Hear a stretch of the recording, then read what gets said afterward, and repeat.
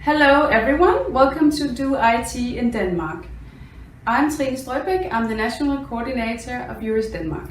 And I'm Ida Maria Angelo, and I'm a recruitment consultant at Work in Denmark. We hope you will enjoy today's program, which we will introduce to you. First, you can learn about living and working in Denmark. Listen to expats talking about Danish working culture and life in Denmark. We will show you different videos to give you an idea of what makes Denmark unique. Is it the flat working hierarchy? Or is it our many bicycles? Or perhaps our welfare state with free healthcare? Watch the videos and see for yourself. Next, you can learn about specific companies and industries such as the robotics industry, green energy and life science. All of these hire IT professionals. Denmark is one of the top countries with the most digitized public and private sectors. And the demand for IT specialists, engineers and researchers is high. If you're interested in landing a job in Denmark, we also provide free webinars on job search in Denmark. We also provide free tutorials with tips for your job search. We hope this sparkles your interest to work in Denmark. Hi! Do you want a career in Denmark? Work in Denmark can help you. We're part of the Ministry of Employment and we match international candidates with open jobs in Denmark. We're also part of the EURES, which facilitates the free movement of workers across Europe. In our job bank, you'll find English-texted jobs that don't require that you speak Danish. Here you can find full-time jobs, student jobs, internships and even PhD positions. If you create your CV in Work in Denmark's CV bank, you can make yourself visible to Danish companies. On our website, you can get access to our free e-learning tutorials about job search in Denmark. Here you will learn how to target your CV and cover letter to a Danish employer. The course is based on stories from international candidates who succeeded in getting a job, real-life examples, interactive exercises, videos about the different subjects, and practical tasks to take your job search to the next level. You can also sign up for our free webinars on job search in Denmark. I'm Aaron. I attended a free seminar organized by Work in Denmark, where I gained valuable insight about the Danish job market. From there, I created my CV using the guidelines provided and I started looking for jobs in the job bank. Shortly after, I was matched with a job by a consultant at Work in Denmark. I applied for the position and landed the job with a large Danish firm. If you have any questions on your relocation to Denmark, Work in Denmark can help you with information on the registration process. Make it work in Denmark.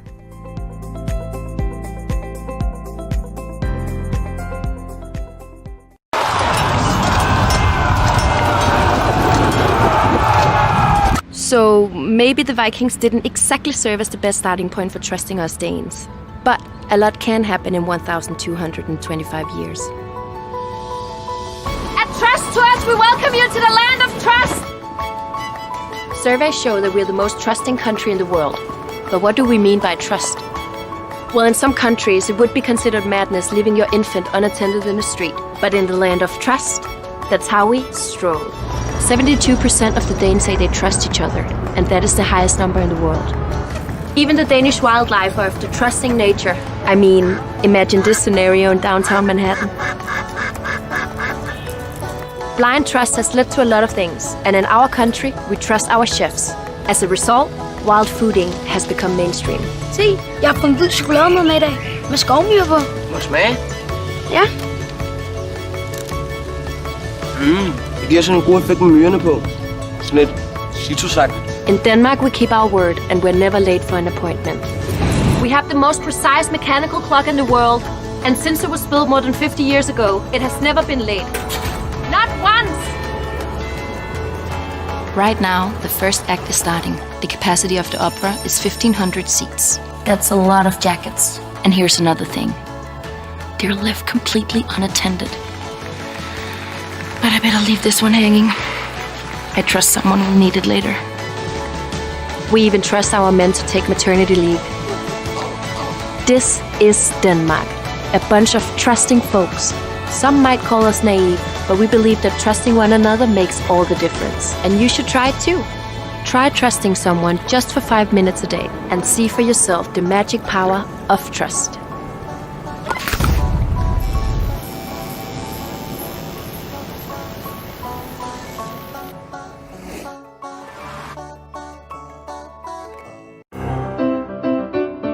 The craziest thing about Denmark is that there's so many bikes. When I was a kid, I was playing for Lego, you know. I would say architecture.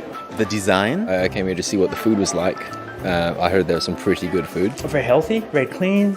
Yeah. Everybody knows that it is a country that where everything works and the life is very good. Yeah, coziness, hygge, whatever. I don't really understand the language. It's not close to anything I've heard in my life. Extremely expensive. I come from Portugal and coffee is quite cheap. Maybe we miss the Spanish food, but it's the usual thing. Yes. Quality of sexes, equality of classes. The social structure, the welfare state. Lots of biological products. The education is free, that's a plus. Denmark seems to be a country that is trying to embrace what the future is going to be.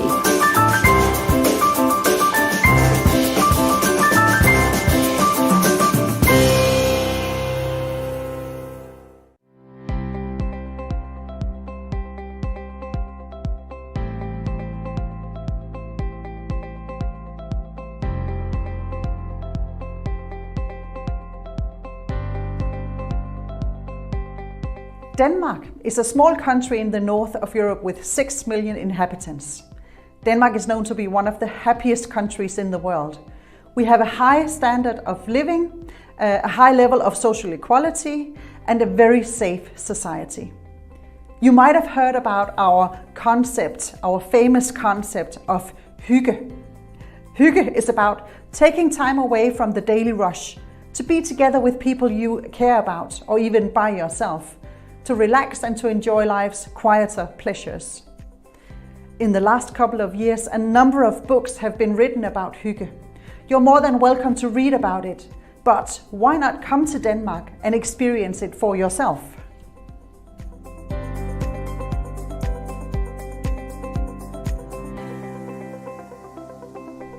You might ask, why should you choose Denmark as a career destination? Well, let me tell you some of the advantages from working in Denmark. Flexible working hours are very common. Normal work days from 8 to 4. It's most common that both partners work, and therefore you will experience mums and dads rushing off to pick up the children from the daycare.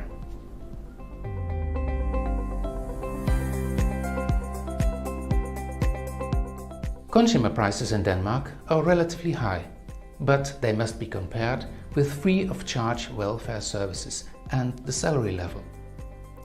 Salary levels in Denmark are among the highest in the world, and many welfare services are either free or state-subsidized in Denmark.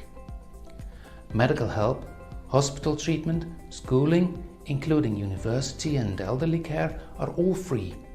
And daycare for children is far cheaper than in other countries. Denmark is one of the safest countries in the world. You can leave your stroller outside the cafe, enjoying a good time of hygge while your child is taking a nap outside.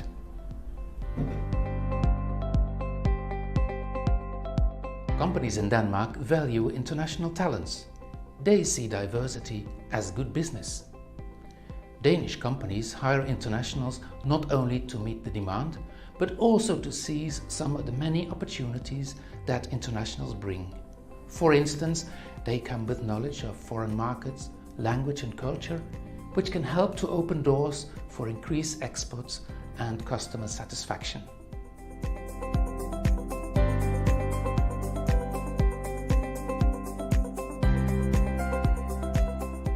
You might also be interested in hearing what internationals already living in Denmark highlight. They say there's a great population of internationals in Denmark and therefore a lot of social activities to join. The largest cities have international communities that provide social activities such as spouse cafe, weekly international meetup and much more. They emphasize that almost everybody in Denmark speaks English at a high level, and therefore it's easy to come to Denmark to work. Many jobs do not require the Danish language to begin with. A fun fact is also that in Denmark TV is not dubbed, which makes it easy for you to relax with your favorite episode of a TV show in your original language. And a perfect way to learn Danish from reading the subtitles.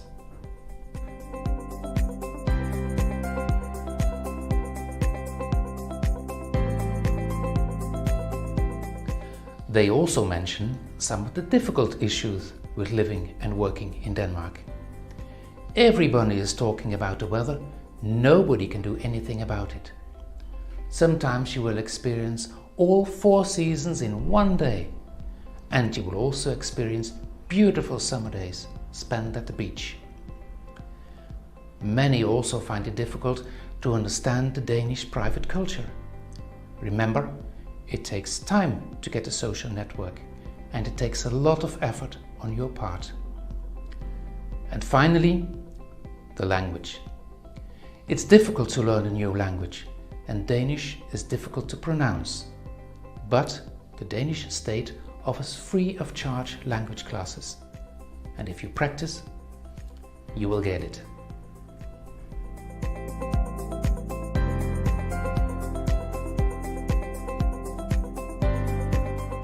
The Danish labour market is characterised by a shortage in specific sectors.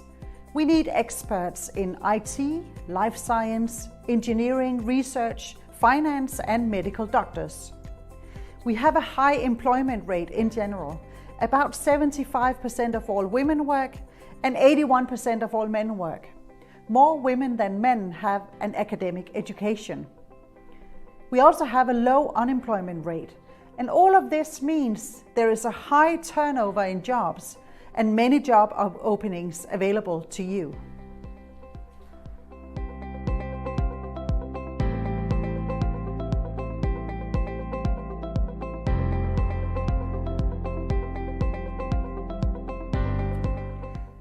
Danes have the highest job satisfaction rating in Europe.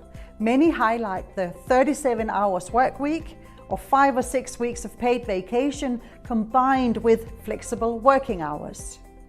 Others emphasize a good work-life balance at many workplaces, which means you can have both a professional career and good family life.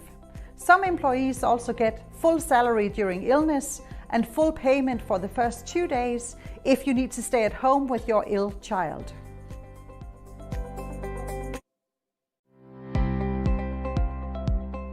In Denmark, professional development is valued. Denmark has a long-standing tradition of lifelong learning. You are expected to invest your time in courses and other educational activities.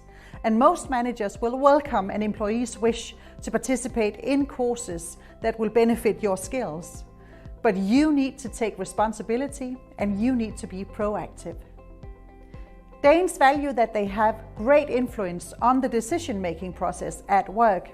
Managers expect their staff to take responsibility for their work. So if you have a great idea, tell your boss. And if it is a good idea, it will be implemented.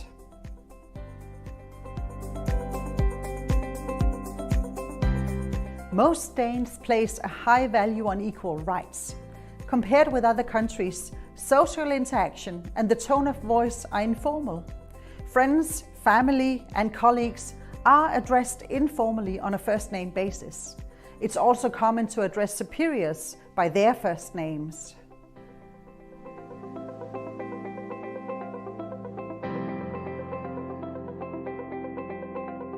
The Danish labour market is, to a great extent, regulated by various players in the labour market themselves, as opposed to by legislation.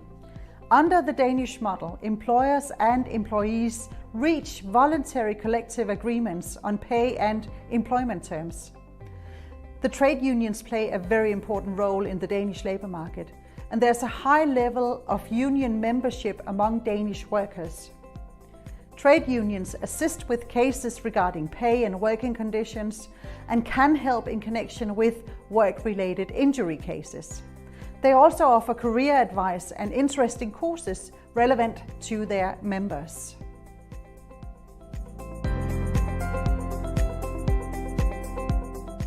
As opposed to all other forms of social security in Denmark, unemployment insurance is voluntary. Therefore, you're not automatically insured against unemployment. An unemployment insurance policy is taken out from an unemployment insurance fund, which we in Denmark call an A-kasse. These are private associations that are associated with trade unions and other professional organizations. We recommend that you read our brochure, Know Your Rights and Obligations when working in Denmark, which you can find on our website.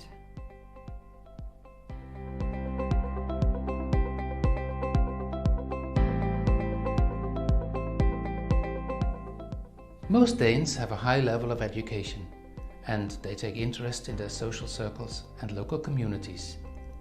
Danes are perceived to be relaxed, happy and easygoing.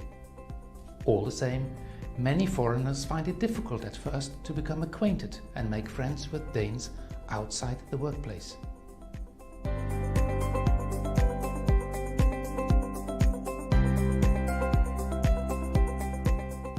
We will do our best to welcome you. So what can you do when you come to Denmark? Well, first of all, be active. Invite people over rather than waiting for an invitation from the Danish side. Danes want to get to know people, but they might find it difficult to take the first step. Many internationals ask where to meet Danes after work. Well, the answer is this: join an association. Denmark is a country full of associations and clubs.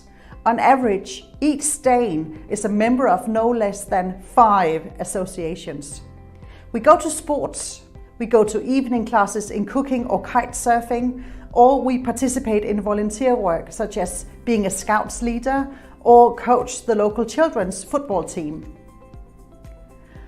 Try to learn Danish. Even though you might find it difficult to begin with, it really pays off. And ask your Danish colleagues and friends for information and tips. You will find that they are very helpful.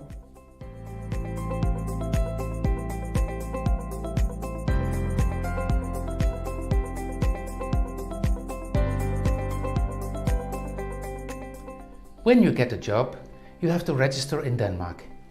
We are happy to advise you about which papers you have to bring and what to do when arriving in Denmark. We have gathered all the necessary information on our website workindenmark.dk under Moving to Denmark. And you are of course welcome to call us if you would like personal guidance. We are here to help. On our website workindenmark.dk, that's also the place where you can find available jobs. You can create your CV and find all necessary details about relocating to Denmark. Locally, you will also find interesting offers to internationals. Many cities have a newcomer service or a local expat community, and they're all ready to welcome you to their part of Denmark. If you want to know more about Denmark, read more in our welcome brochure. Welcome to Denmark.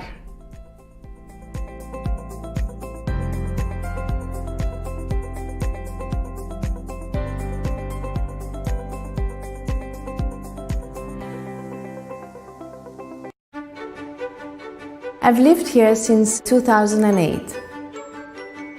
And when I see and talk to newcomers and talented individuals from all around the world who come to Denmark for their career, I see people who are surprised by the quality of life they find here. There is a great balance between work life, social life, and family life. I'm Princess Marie, and this is some of Denmark. In Denmark, people respect not only the fact that they've got to produce a result in the office and in their job, but they've also got to have a result in the private life, in their family life. I really like working here because it lets me have a great career and gives me the flexibility to also be a good dad.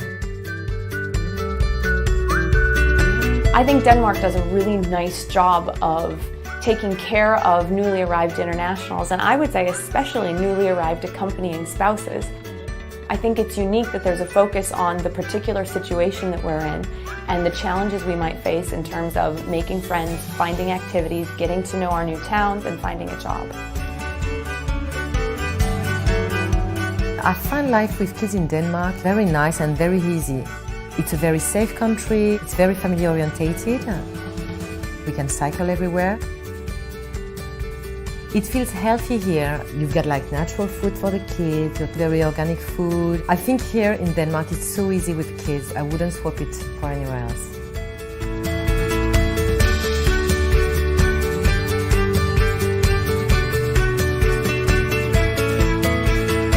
You can basically find a club for, I think, anything here in Denmark. For me, it's really what fuels the engine. I get to learn a lot of things, I get to meet a lot of people, and then it makes the place feel a little bit more like home.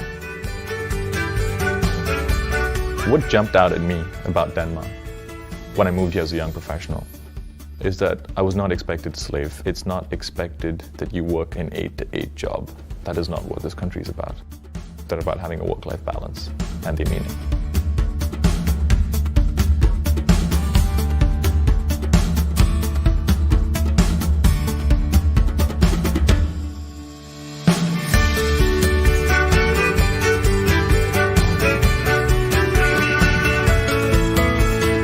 I'm Ken Cordes, and this is my Denmark. I'm Kate Tooley, and this is my Denmark. Yes, okay. Hi, I'm Stephanie. Hi, I'm Fabrizio. And this is our Denmark. I'm Kike de la Rosa, and this is my Denmark. I'm Aditya Nagarajan, and this is my Denmark.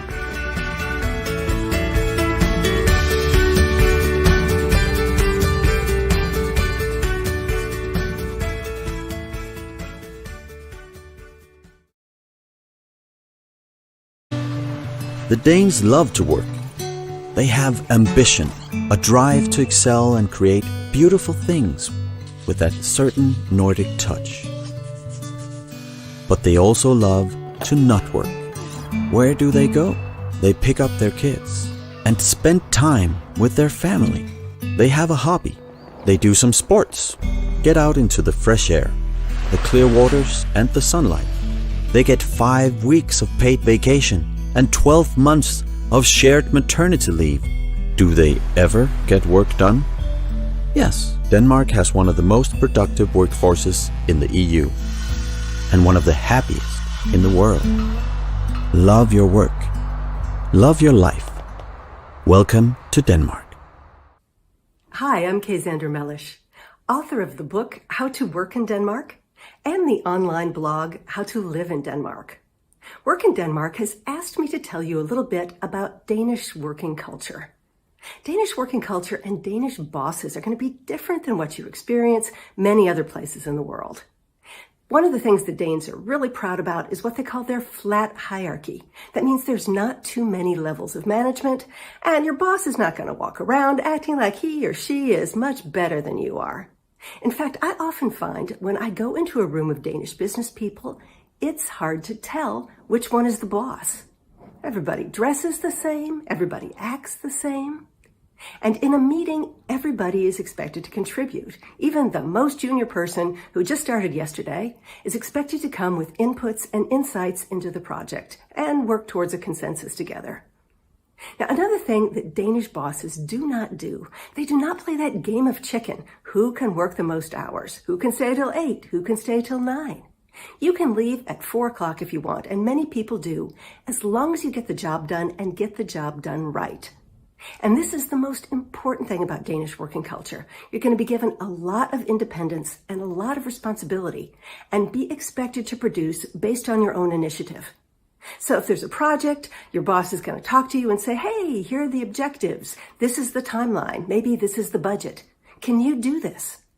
And when you say, yes, I can, then your boss is going to step back and expect you to accomplish it.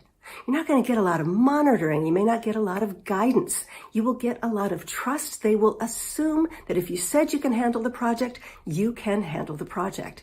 So you got to be a trustworthy person. You got to be a reliable person.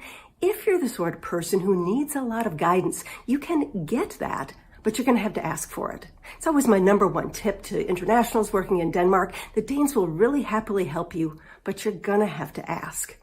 So if this idea of initiative, if you're a self-starter, if you're reliable, then working in Denmark may be perfect for you.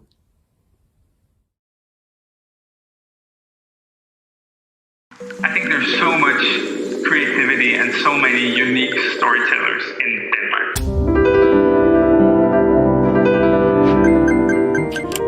So I've sometimes suspected that a very secure country can engender a creative society. We're standing on the shoulders of AC Anderson, and we are trying to turn the tools into something where we could actually tell the same kind of stories. Us new modern storytellers, that's kind of our obligation to be able to take all this huge tradition and bring it onto a new generation, but we have to change a little bit the form in order for them to really feel these stories in the same way. Meet 3 successful Danish storytelling companies. Unity is a game engine. It's kind of amazing to think that, initially we created Unity for ourselves, and we were 3 guys kind of in a basement. And at this point, millions of creators around the world use it on a regular basis. Game begin. Hey, okay, so here we are in San Francisco, the office. As you can see, here is the suit. Here is James. Hi, everyone. I wanted to tell a story, and the tools were inaccessible. I got this idea along with my co-founders that we could reinvent the tools of animation and thereby enable people to tell stories in a whole different way. So I took a turn from being the one telling the stories to being the one enabling other people to tell stories. Pibuco is a picture book collective. So that means that when someone makes a book, we will take it in and we will make sure that it works for a modern audience. It is our obligation to make it responsive, interactive, and translate it to all over the world and make sure it comes out all over the world. Is there something Danish left in it? Yeah, I think there is. I think there's just that directness and a sort of a democracy of ideas. People know us, they know of us. I'm so proud of being Danish when I'm outside in the world.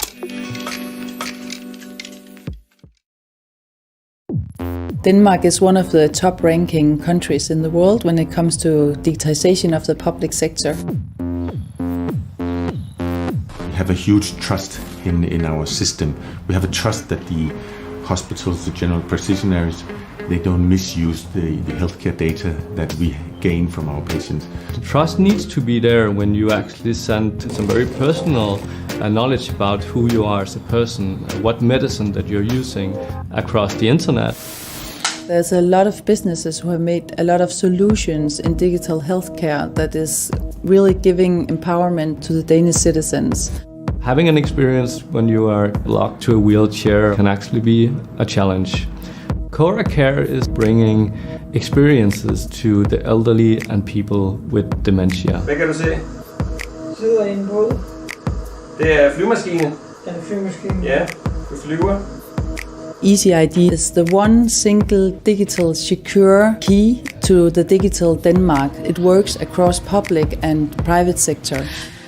We discovered that restraining a kid can cause severe needle phobia in adulthood. My Thunderbody is distraction, but the child is using an avatar. It's integrated into an application. The child can actually choose what color a bandage is going to have, what ribbon to wear, what kind of items to be used. So we integrate the procedure in playing with the child. During the past 5 years, things have really accelerated. I don't even think that anyone is really using paper anymore. The digital welfare technology will empower the Danes more and more in the coming years.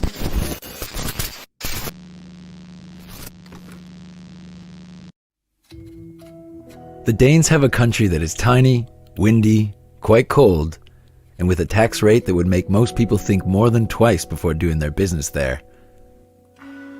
And still, they go there, people with an appetite for enterprise, a dream of building a business. Why? What is the deal with Denmark? Well, with no major natural resources to sell and no sunny beaches to fill, their whole economy is founded on business. Their society is built for it. They have a simple, transparent system of laws, flexible labor conditions, one of the lowest corruption rates in the world, support for startups, and a society full of trusting people who welcome new ideas.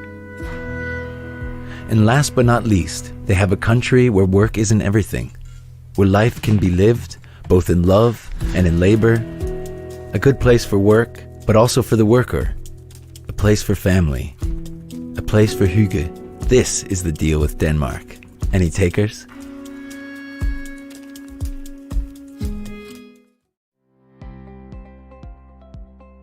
My name is Julia. I'm from Romania. I'm 29 years old and I am a software pilot at Trifork.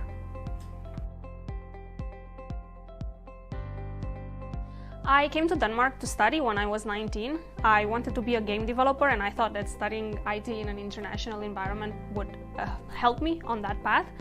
I'm not a game developer right now, but I ended up loving what I do anyway. So what surprised me most about working in Denmark is the flat hierarchy and the effective schedule. Of course, also the benefits. But there's a lot of room and a very good balance between your personal life and professional life. So I never feel that I don't have time for my hobbies or for personal development or for professional development. My Danish colleagues are really nice and very supportive. They're very helpful both in professional in our work, but also when it comes to issues related to me integrating in Denmark. Like if I have any questions about where should I go to get something solved or how to do my taxes, they're more than willing to help. They're very laid back and casual. They're very easy to talk to. They're funny. Very happy to teach me about Danish culture and speak Danish to me, and they're trying to make me eat lakrids, but that's not been that successful. But I really like my Danish colleagues.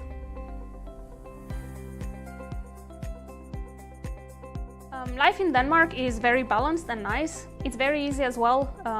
A lot of the services in the public and the private sector have been digitalized, so there's not so much bureaucracy to deal with. It's a very beautiful country with a weather that eventually you will come to like and appreciate very much. For me, moving to Denmark was a life-changing decision. I ended up adopting the Danish lifestyle, biking everywhere, eating healthier, the hygge, being punctual.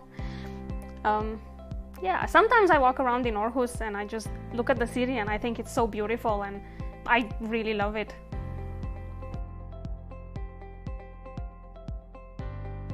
I would recommend anybody moving to Denmark to be open-minded and willing to experience a new culture. Get to know Danish people, but also internationals, because the more time you spend with international people and Danish people, the more you will gain out of everyday life. Get a bike, get a raincoat, learn to be punctual. Try the local food, it's really nice, except lakrids. The strawberries are awesome in Denmark, I just have to say that. And enjoy the sunny days.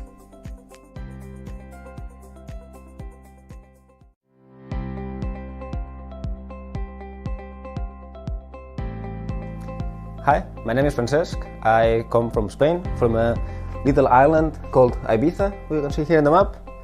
I've been in Denmark for almost 4 years now, in August. And I am working as an applied machine learning engineer in the Lego group.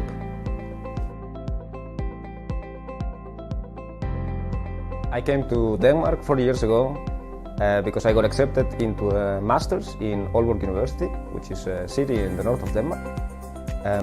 I thought that master was very suiting to what I actually wanted to learn, which is more focused on computer vision and machine learning.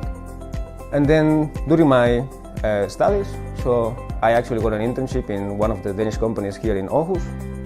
After the internship, I also did the master thesis with them, and that basically just led to having a job offer. So that's what kept me in Denmark after 2 years of masters. So now it's been 2 years of work as well.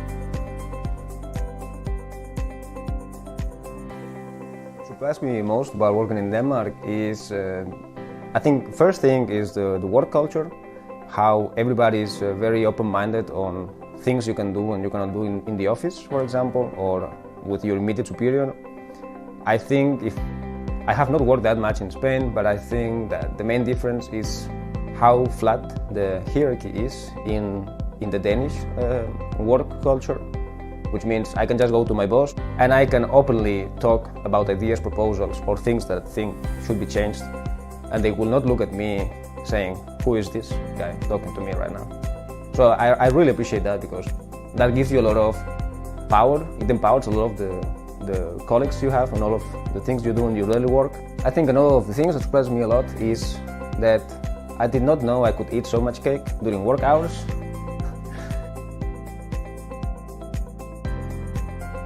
My Danish colleagues, and I would say all of my colleagues in my team and the surroundings in Lego, are all super friendly, in the sense that they are not just my colleagues now, they are also my friends, and I really appreciate that, because also as an international, when you come to Denmark, or actually any other country in the world, I think the most challenging part is always making a new group of friends, right? And I think that is very easily achievable here in Denmark, because the work culture also sort of makes this happen in an easier way. I think one thing you need to get used to with the Danish people in general, not just my colleagues, is that they have a very dark humor, which is a good thing, but you, of course, need to be prepared, and somebody will probably tell you about it the first day you come to the office. Life in Denmark is based on simple things, also enjoying moments at home. What makes Denmark a bit more special is that you have those special moments more at home. So you try to make your home as comfortable as possible for this to happen. And again, and I think this is a very stereotypical thing to say, but this relates to the word hygge, right? Which means try to enjoy the little things in life, whatever that is, home, outside, at work. I would recommend anybody moving to Denmark to challenge themselves and try and learn the language. It is not as hard as it seems. I think in the beginning it might be complicated, more of the pronunciation, if you compare it to the Spanish way, for example, it's very, very challenging. But once you overcome that first challenge, it's as easy as learning any other language. So just don't be afraid on trying, because Danes in general will really appreciate that you try and speak their language. I would also recommend that you are not afraid of just going out and trying to socialize with people, to try and start communication with Danish people. I think they also appreciate it, and after all, I would say Danish people are very selective, but that also means that once you get a Danish friend, it's a Danish friend for life, so try that.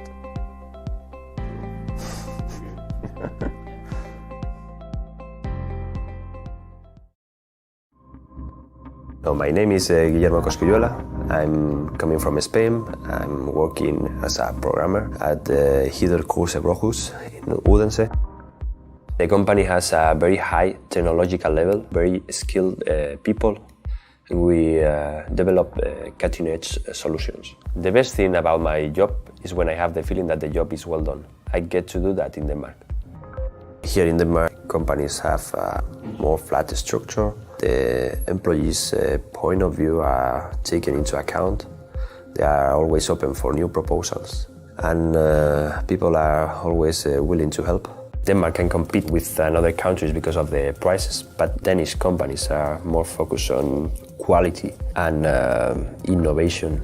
that help you improve yourself, your skills, and makes you a better professional. I'm actually very happy with my colleagues, my team. They have been very helpful from the beginning. I think there is no a difference between the humor we have in Spain or they have here in Denmark. I think it's pretty close. During the personal 6 months meeting, I was always asked to join courses to improve my competences. Right now I'm focused on learning Danish, but next year I will start new education or join some courses to improve my technical skills. I'm living with my girlfriend Camila in Odense, only 10 minutes away from work.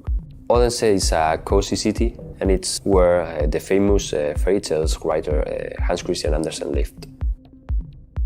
My passion is football, and I love to play it with my friends. Denmark is very focused on the standards of living. Free education or help the SU when you are a student, or also the healthcare is for free, and yeah, there are plenty of things. I find Denmark as a very attractive country to live and work.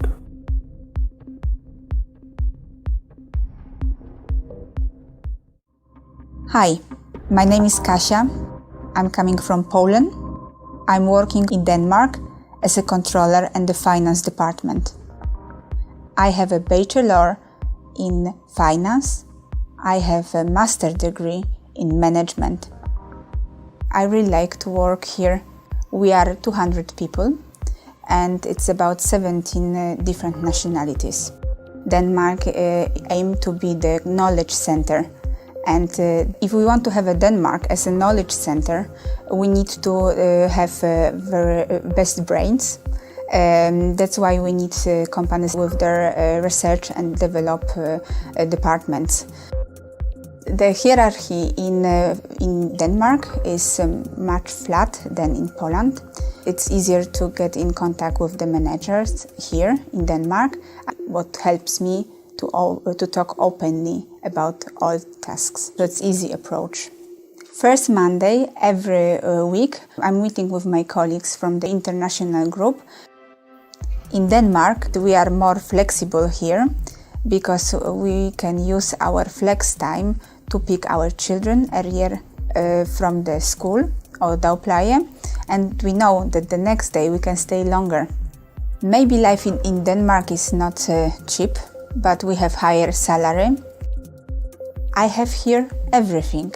I have my job, good life, my colleagues. We have a university of southern Denmark. We have also plenty other activities. Besides, Sonneborg is a very beautiful and cozy place. If you are going to come here and you are in some doubts, check it out. You definitely not regret it.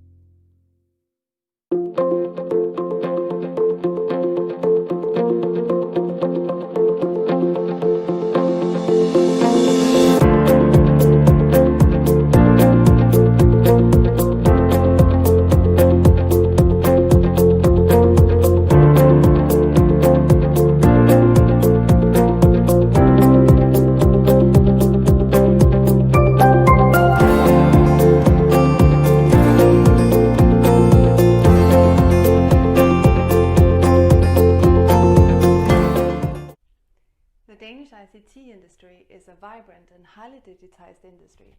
There is an urgent need for IT professionals in Denmark. You can find IT jobs within many interesting areas, such as life science, green energy, the robotics industry, the gaming industry, and much more. We're looking for IT engineers, IT architects, IT consultants, and many similar positions within a wide range of areas. Check out these presentations about the ICT sector in Denmark. After 8 years in IT in Romania, I decided that I need some challenges in my life, especially professionally. So I was looking for a country to move. And Denmark ended up being my choice.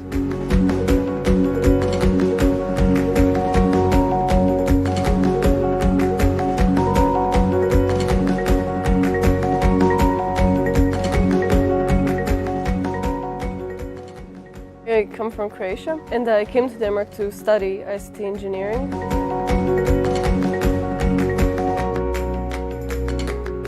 I came to Denmark in 2008, more or less 11 years ago. I work at Bestseller and we have around 20 fashion brands around the world. I had multiple options. I wanted to study in English. That was an option for Denmark. I studied ICT engineering, which is basically software engineering.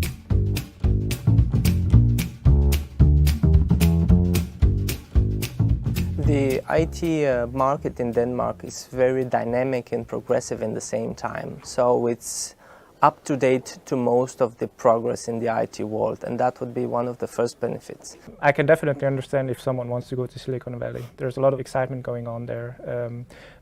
But what I like in working in Denmark is that although it's encouraged to work hard and do a good job, I think it's also discouraged to overwork yourself. Not only because it's not good for you personally, but it's also not good for the company.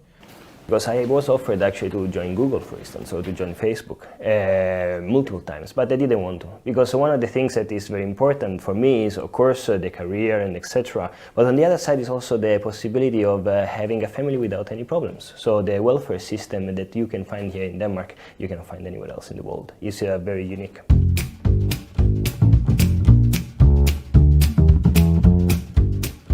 The thing I like most about my job is the freedom I get in working and making my own choices. Yeah, you get more empowered at work here in Denmark with your decisions and how you see yourself growing within the organization. So it fits both you and the organization. Maybe the most important aspect that brought me and kept me in Denmark is the structure of the workplace. I always appreciated the advantage of talking with my manager directly without hierarchical and other steps in front of a normal dialogue. So this is the most important aspect. You can discuss and speak your mind to your manager and your colleagues when you feel like. Denmark in general is a very flat society, which means that there is no hierarchy. If you have a really good idea, it doesn't matter if you joined the company 3 months ago or you have been here for 20 years, you have the same say as anybody else. And your ideas are, if they are good, they're going to hit production.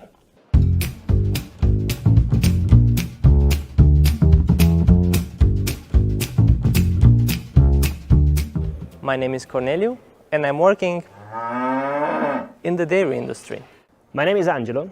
I'm a technologist and I'm working in fashion.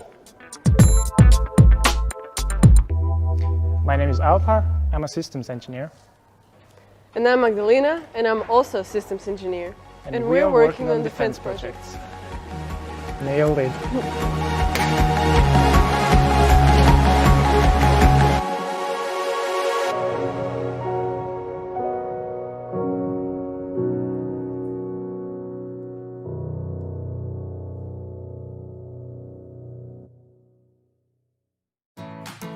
I think that Denmark is definitely one of the central places in terms of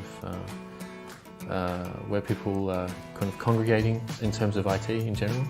We've got people from all over Eastern Europe, all over Scandinavia, all over mainland Western Europe. We have people from the UK working here, and obviously from everywhere else, like Australia. I'm Wayne Johnson, and this is life as a programmer in Denmark. So working here is a pretty international company, so I mean we're always on Skype and we're always sort of chatting to people around the world and collaborating here in the office as well. So it's a really melting pot of all sorts of cultures and stuff like this. I guess one of the things that really stands out in terms of working as a programmer in Denmark is the connectedness of all of the programmers. I think, for example, where I'm from in Australia, you don't really get to interact and chat with other people in your industry as much. Whereas in Denmark, it just seems to happen. Like you're just always going to Friday bars at some other company's setup. You know, they want to like show us what they're working on or something like that. You make so many new contacts that way. You really kind of get a much broader scope of what's happening in the industry in this area. So in here we have the obligatory yoga room and relaxation area with the Buddha. This place is not for me though. So another thing that's really unique, I guess, is which I'm not used to, was just little things like how much they kind of look after you in the companies here. For example, we get fed lunch every day, and I was not used to that. I sort of, when I came to Denmark, I was like, oh, okay, so we get lunch every day. Cool, this is more my style. When I moved here, the work hours did seem really short compared to what I'm used to from Australia. But in the end, I think actually like you end up being just as productive, because when you're coming to work, you're like super motivated, super productive. It's really easy to kind of get that work-life balance kind of just right.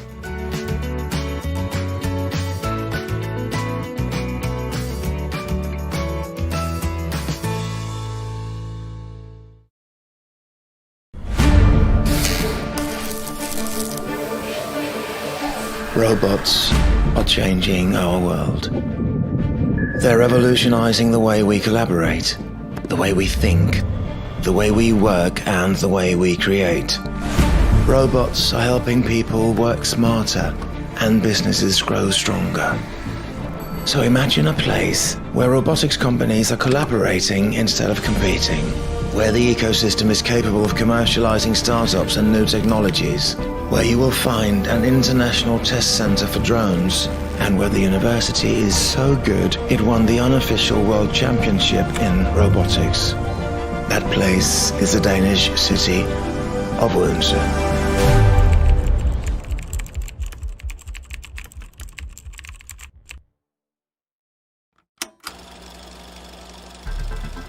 It all started at Odense Steel Shipyard, brought to life by A.P. Møller, the founder of Maersk. Academia and highly educated people were not dominant. It was a production city. To be able to compete with low-cost shipyards, they had to rethink their manufacturing process. So the owner of the shipyard decided to donate some money to the local university to stimulate more robot research.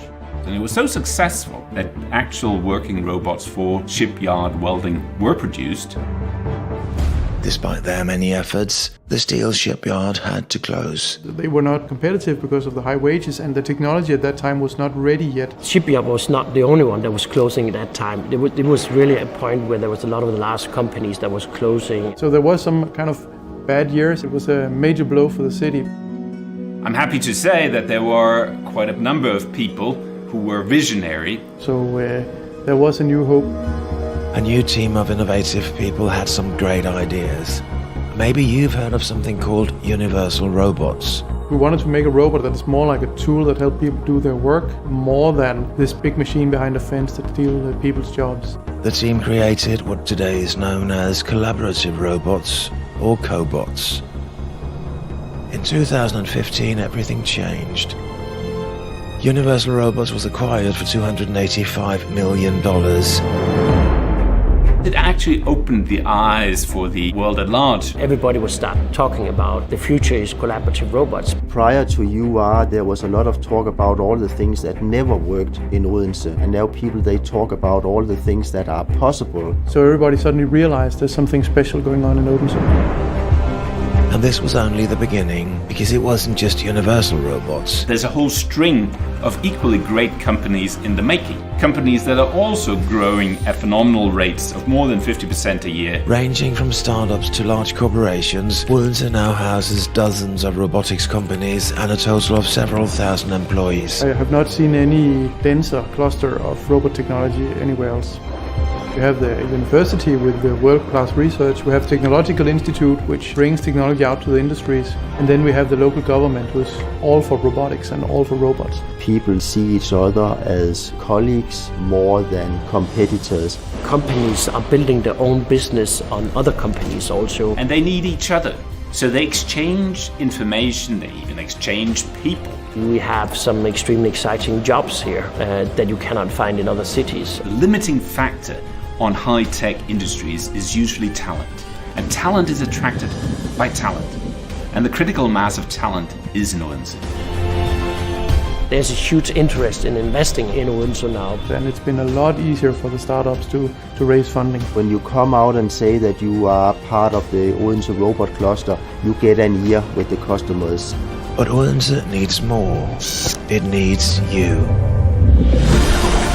We are already one of the leading cities in the world, but I think that Odense as a robotics city can grow even further. It's probably one of the best places in the world to start building robot businesses, and that's why Odense has become, you can say, a rising star in the robot scene in the world. If you are able to succeed in robotics, then it's here.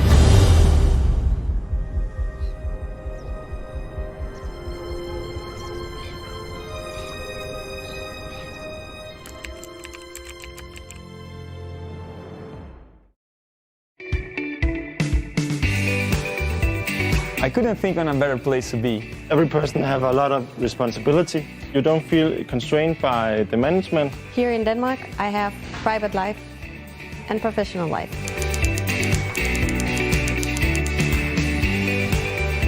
The idea here is that there's lots of different companies, we all work together. It's just nice that we can help each other, and it's a generally good environment to be a young company in. It's really nice, the diversity here. When you go for lunch, it's like a United Nations reunion.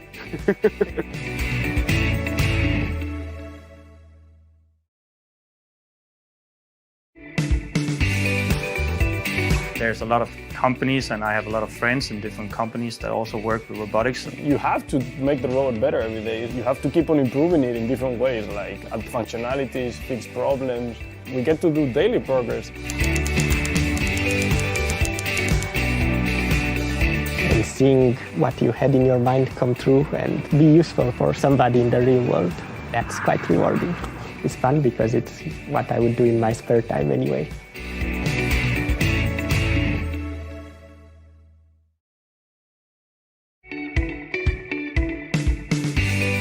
I came from a city that is not that bigger than Odense. I came from the beach and then I come to a colder place. But it's nice, a new experience. I never had this in my life. I've had the chance to work with many people from many countries.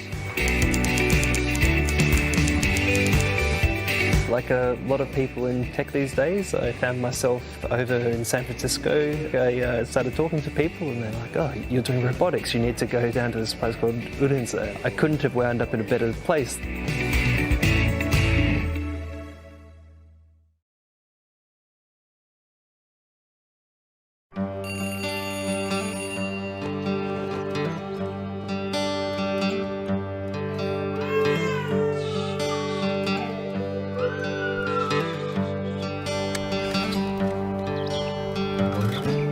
Welcome to the world of Christian Hansen.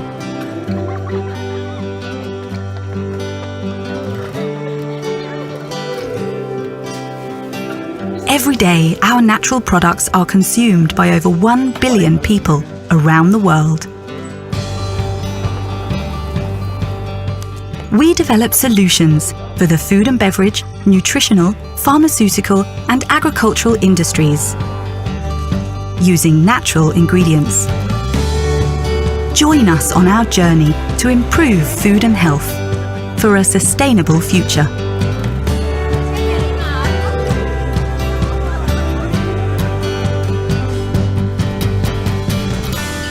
Yogurt cultures, good bacteria, turn milk into yogurt. These good bacteria not only deliver the distinct yogurt taste, mild or sour, but also provide the right texture, be it creamy and thick for spoonable yogurt or smooth for drinking yogurt.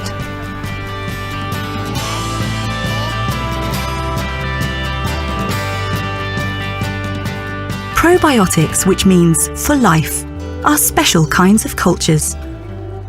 Studies show that they may have beneficial effects on gastrointestinal and immune function for infants and adults. We have some of the best documented probiotic strains in the world.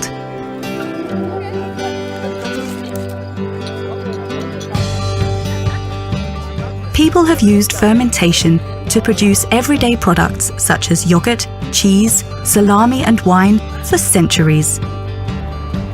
Enzymes are an essential ingredient when making cheese, as they make the milk stiffen and influence the final cheese texture and flavour. Every second cheese in the world contains a Christian Hansen ingredient.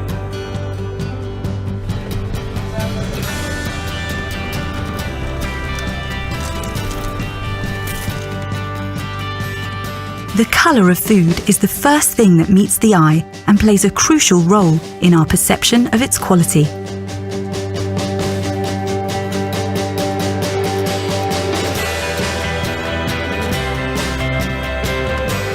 All our natural colours come from natural sources, like vegetables, fruits and plants.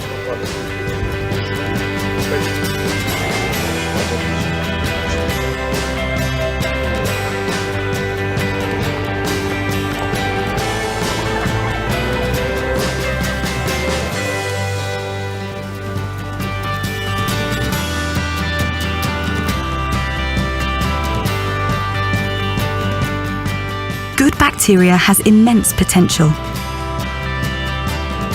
A new field is plant health, which is the application of special cultures to strengthen and protect plants against pest and disease as an alternative to conventional pesticides.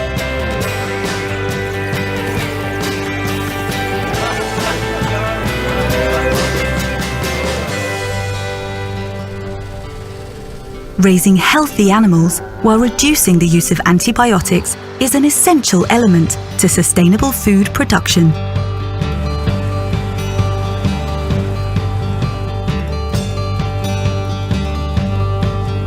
Our natural probiotic solutions for agricultural production enable farmers to keep animals healthy.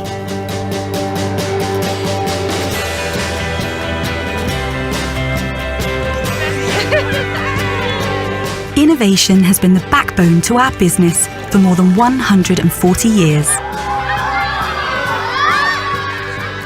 Our eagerness to pioneer science means we will keep developing natural and microbial solutions for coming generations, for a future defined by natural ingredients. Working with nature's own resources, we provide safe solutions to protect the consumer. At every step, from farm to fork. Christian Hansen, improving food and health, passionately.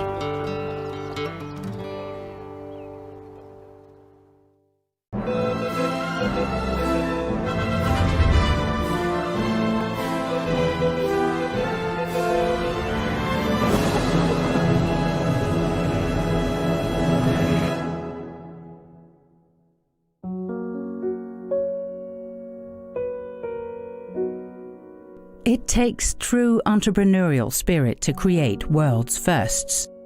GN achieved what no one had before and watched the industry follow in its footsteps.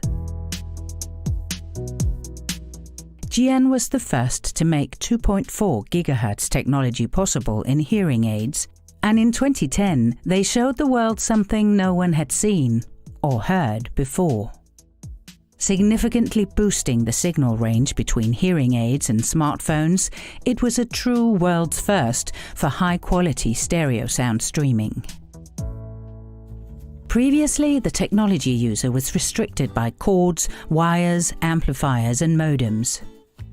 But in 2000, GN launched the world's first mobile Bluetooth headset, and just a few years later, 50 million professionals had been freed from cords and wires. Finally, people could stay connected from anywhere, no strings attached. In 2014, the world's first earbuds with a built-in heart rate monitor, Jabra Sports Pulse, blended health tracking and high-quality sound for runners and athletes everywhere. Not all innovations transform lives, but GN's do. For 150 years, GN has been listening to people, understanding their needs to create solutions that help people achieve something they couldn't before.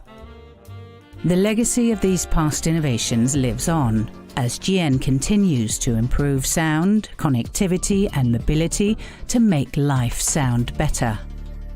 For instance, back in 1949, the GN Storno car phone was based on FM radio technology.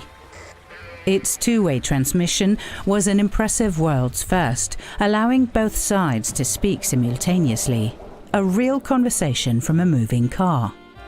Car phones may be out of use today, but their influence on mobile communication is here to stay. Further back in 1869, GN was connecting China to Europe by telegraph cables, and developed the Chinese telegraph codebook, translating thousands of Chinese characters into Morse code. 150 years later, this same GN concept lives behind the modern computerization of binary code into Chinese characters. The pioneering spirit of GN continues and creates the world's first made-for-Apple hearing aid, allowing supreme compatibility and easy adjustment of personal sound settings in a user-friendly app. And how about listening to three-dimensional sound in your hearing aid or headset that sounds completely natural? Another world's first from GN that transforms everyday life. Right now, in the labs of GN, engineers are creating GN's next world's first product, pioneering another 150 years of innovation.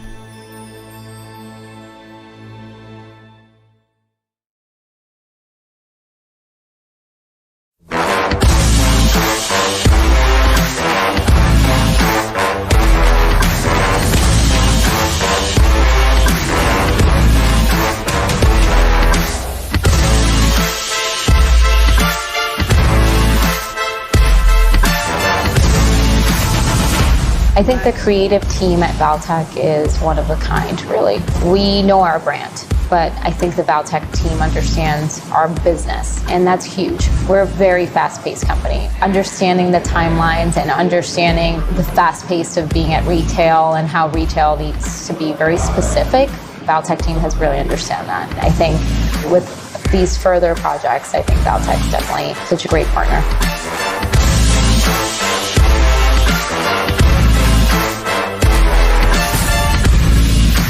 For us, Biotech are really partners, and they share our values and our way of working. They bring all the advantages of being a big agency, but without the disadvantages. I always feel like they're there really just to listen to what we need and bring their experience to us.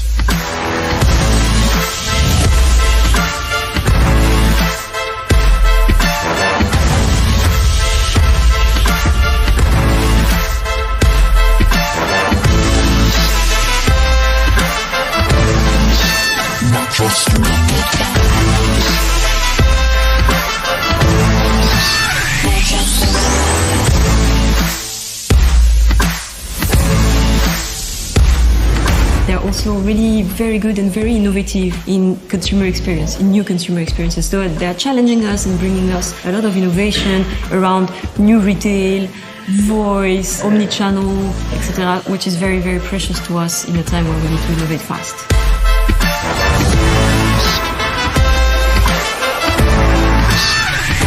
To become more agile, involve the customers also in the enhancements of the product components and make that a continuous improvement. And we have obviously very self-critically identified that we cannot really do that ourselves. And that's why we have chosen Biotech to help us moderate that process.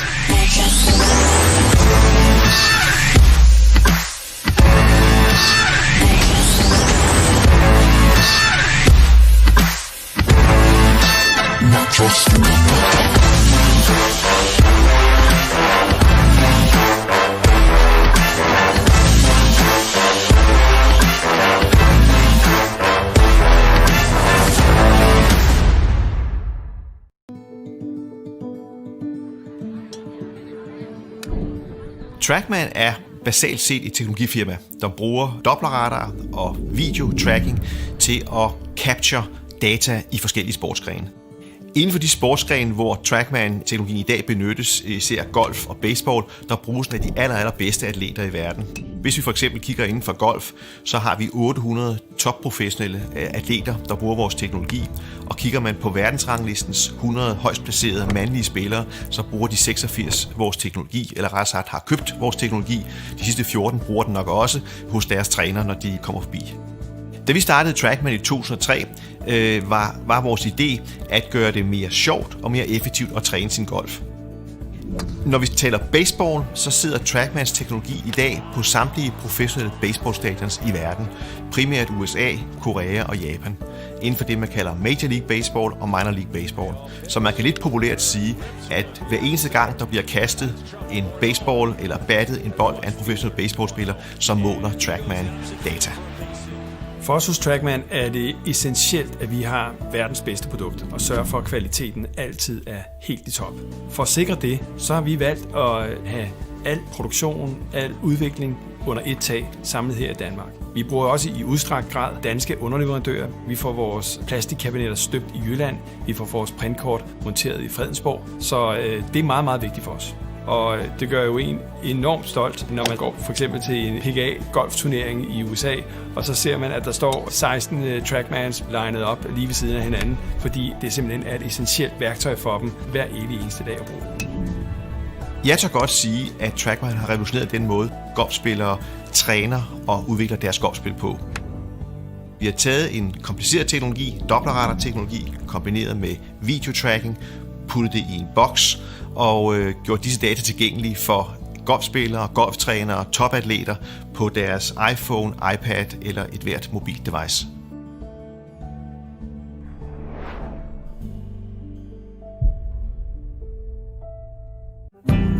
I'm Nick Nielsen.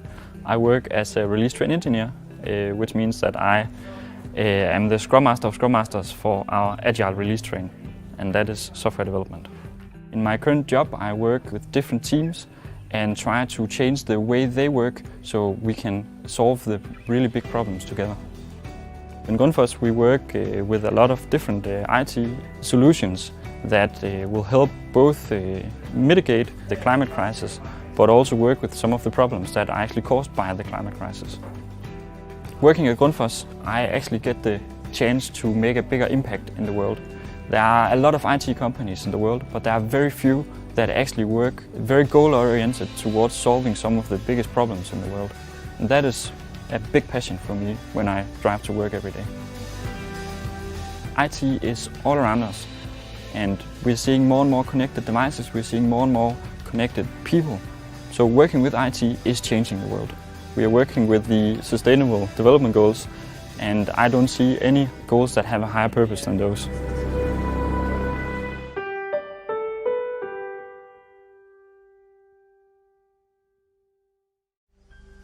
When I applied, it was only the job description that made a lot of sense, and it was really exciting. But overall, it's Grundfos. They make pumps, at least this is what they're known for. And what kind of technology are they using? Why would they do digital projects? So when I get inside and I saw there is nothing about pumps, it's an IT place, and they always encourage to use the most updated technologies so you can compete with the other IT places. And that was amazing. Many traditional companies, they are actually opening their doors to this kind of new technology and new ways of working. We work with get the meaning out of the data. We work with advanced technologies such as machine learning and deep learning so that it can deliver value to our customers, both internally and externally. I'm front-end developer, which means I'm doing the user interface. And I'm also part of the user experience team. So I'm trying to make the whole experience from designing it until implementing it. And typically it's hard to find a job that have all this. But at Grundfos, in this position, that's exactly what I like. I think in working in Grundfos have a very good work and life balance. I have 2 small kids, and I don't feel stressed to come work, and I feel like I also can get the job done. Grundfos is using the best technologies, and they have the resources to encourage you to use the new software, and they will provide you with all the necessary techniques, because everyone will think digital now. I feel very motivated to come here every day, to meet my colleagues and to see the progress of the work. The pumps they're doing, they're actually providing water, so that's something important. And being able to give a face to those pumps, that's even more exciting.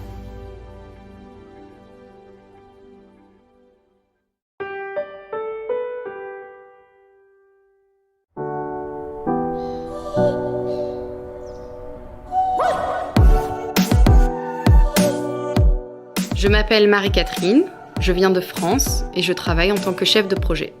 Meu nome é Ulisses, eu venho do Brasil e eu sou desenvolvedor de software. A nevem Bálint, Magyarországról jöttem, frontend fejlesztő vagyok.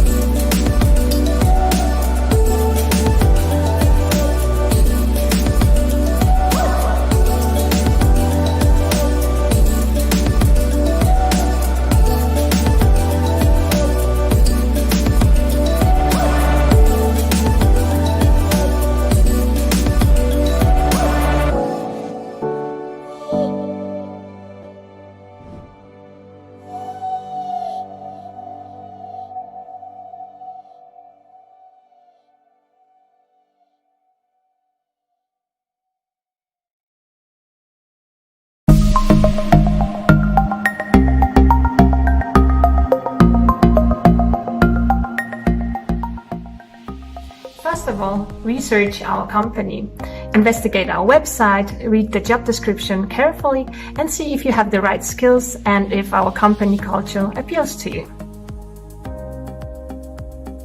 When you apply, please remember to adapt your CV to the position in question.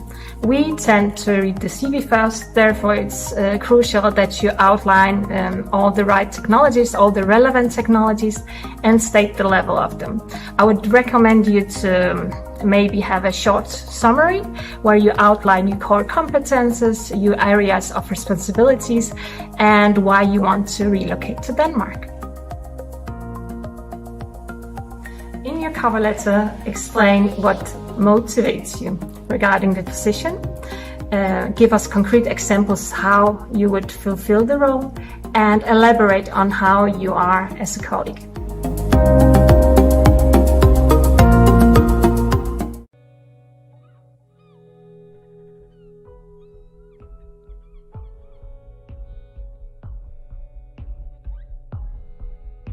Did you know that the mantis shrimp has the most advanced eyes of any animal on the planet?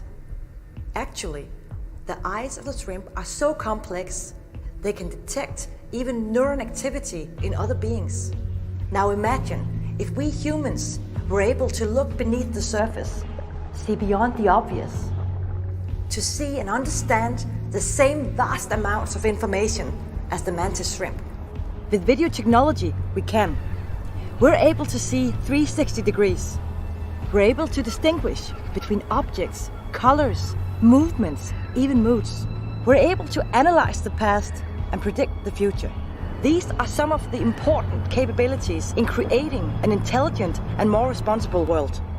For example, milestone technology is used for creating better and more convenient shopping experiences, for managing queues and checkouts. It's used for optimizing traffic, for preventing accidents. All of this is made possible by our software. Of course, this much data requires a lot of processing. Remember the mantis shrimp? The shrimp's eyes collect so much information, the brain simply cannot process it all. That's why most of the information is processed in the eyes. The same goes for our solutions. We help process the data so that people only need to look at what's important to them. This way, Our solutions help people save time and make better decisions. And better decisions equal a better world. And that's how we make the world see.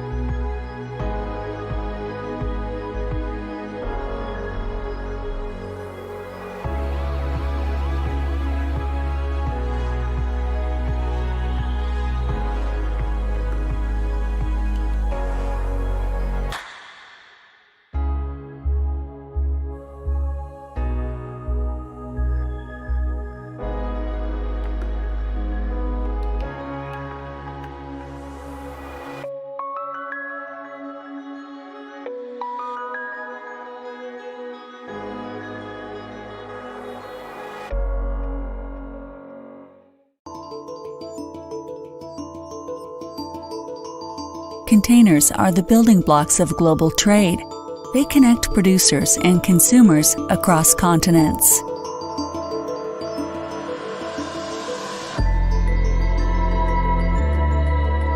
They give local farmers and fishermen access to world markets and a world of customers. Not all containers are alike. Perishable foods need sophisticated reefers. Even the most fragile commodity must be delivered as a delicacy. Maersk Container Industry supplies advanced solutions that use the least amount of energy possible.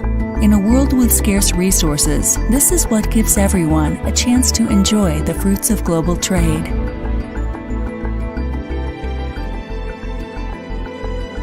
Containers must protect their sensitive cargo from both Arctic cold and tropical heat, with minimal environmental impact. That is why engineers from Maersk Container Industry developed the Biotech insulation foam and StarCool technology, a refrigerated container system which reduces energy consumption up to 20%. The challenges by transporting fruits and vegetables is that they respire. They're living organisms and they need to be taken special care of. That means that we need to control the environment inside the container to perfection. In order to improve the performance of a container, we had to develop a specific artificial fruit. We did that by purchasing 116,000 plastic balls. We modified the plastic balls so that they can respire much in the same way that fruits and vegetables does. And that means that the products will be perfect even after several weeks of transportation.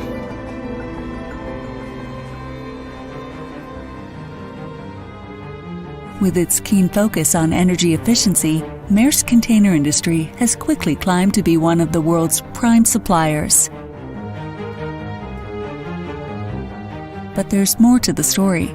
A service organization with global scope and engineers who keep testing new ideas. Maersk Container Industries is a great place to work. We have a lot of fun, we do some specific projects, we can come up with ideas, we get them improved, we build them, and then we test them, and in the end we get to produce it and show it to everybody else. Billions of people around the world depend on containers for a steady supply of food and goods. As consumers, we want our food to be fresh when we buy it, but we also expect our goods to be produced and transported in a sustainable way. Maersk Container Industry has made a business of making world trade more efficient by thinking outside the box.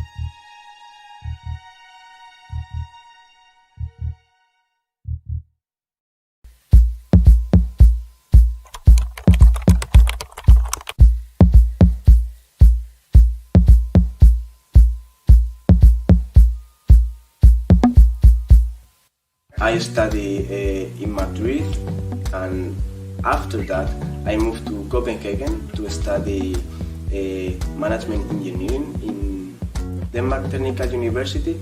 I love to work with people, so for me it was natural to specialize in management and in a more business-oriented approach. It was a little hard to accept the offer because it was like a big step to come to this part of Denmark. Is a small town, small cities compared with Copenhagen. In the final decision, I think that was really important, the contact that the company have with the candidate. It's crucial that the company involved in this process that erase the doubts in your head in order that you have only to think like, okay, I'm going.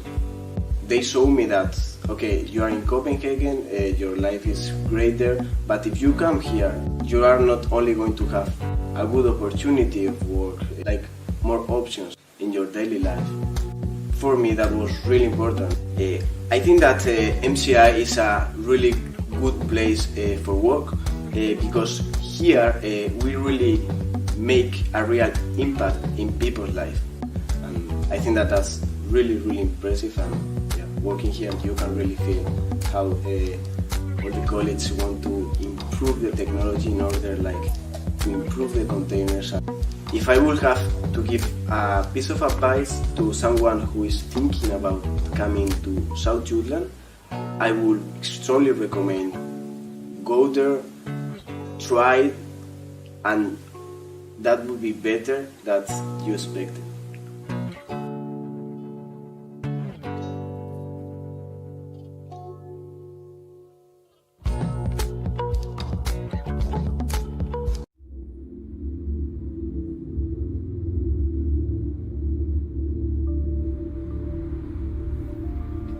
Isn't it amazing? The variety of sizes, shapes, and colors. Almost 8 billion.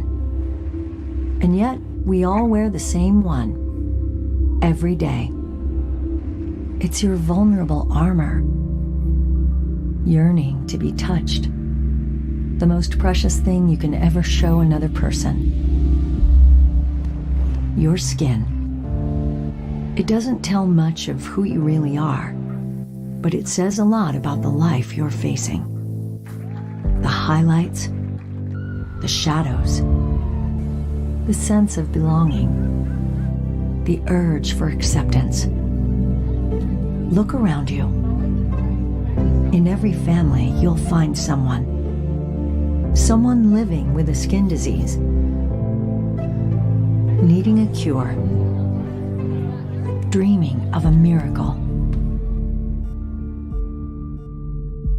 But change is possible when we realize caring means acting.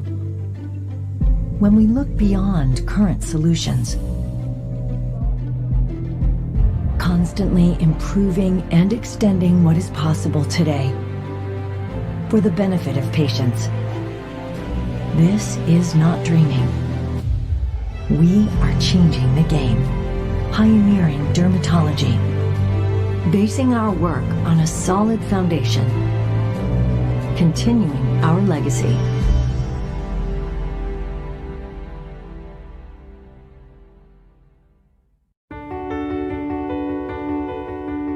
Pioneering is looking at what is already there and coming up with something new. Blazing a trail. Having the user in mind. Bring the patient expertise and voice into everything we do at Leo Pharma. Finding new ways to innovate. But it's also looking at what isn't there and creating something new. That others choose to follow. For me, pioneering is daring.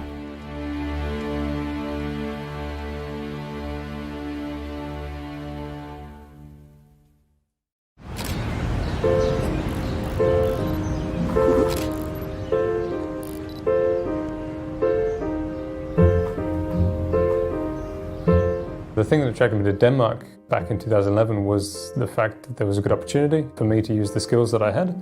And then the thing that attracted me to Copenhagen more particularly was the concentration of investment and expertise from big companies and other places in biotech around Copenhagen in the Medicon Valley area. My name's Alistair Edwards. I'm a PhD in medicine and a specialist in mass spectrometry. So this is me standing outside the company headquarters in Copenhagen. And for me, this is a confirmation of making a good decision early on. I think coming to Copenhagen, being able to get a job at an innovative, small biotech pharma company in the Medicom Valley area, surrounded by so much energy around biotech and pharma. This is kind of a confirmation of that for me.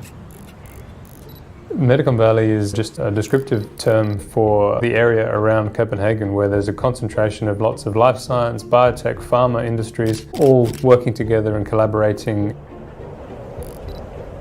When I first came here from Sydney, I noticed that the lifestyle was quite different. There was a much stronger focus on getting a balance between the work side of your life and the home side of your life, with, I think, the goal of having an overall more effective and happy worker at the end of the day, which of course you get from being able to put time into the stuff that you do outside of work. In my free time, I help out small companies to just try and execute some cool idea they've got or some good concept they've been able to come up with. They just need a little bit of support from a scientific rigor point of view. This is one of my favourite moments in Denmark so far. For me, this picture represents the next stage in my life. We're starting a family in Copenhagen, and that's going to be an exciting thing, and there's a whole bunch of new challenges associated with that. In Denmark, you get a very good leave scheme after you have a child. I think you get something like a year, which you can split as you like between the mother and the father. So the intention for us would be to roughly split it half-half. As a father particularly, you miss out on a lot of stuff early on if you're not involved on a day-to-day basis with a new child. And you have that opportunity here, and it's really, really good.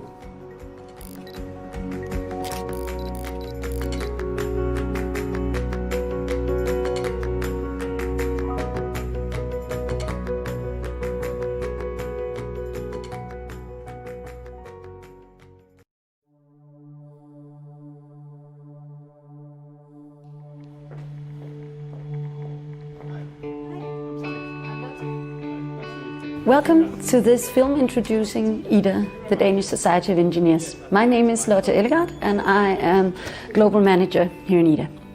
IDA is a professional association and trade union for engineers and science professionals and students. We have more than 100,000 members as it is now, and the number is growing year by year. Our members study and work within all fields of engineering. So that's everything from IT to civil engineering, biology, chemistry, and so forth.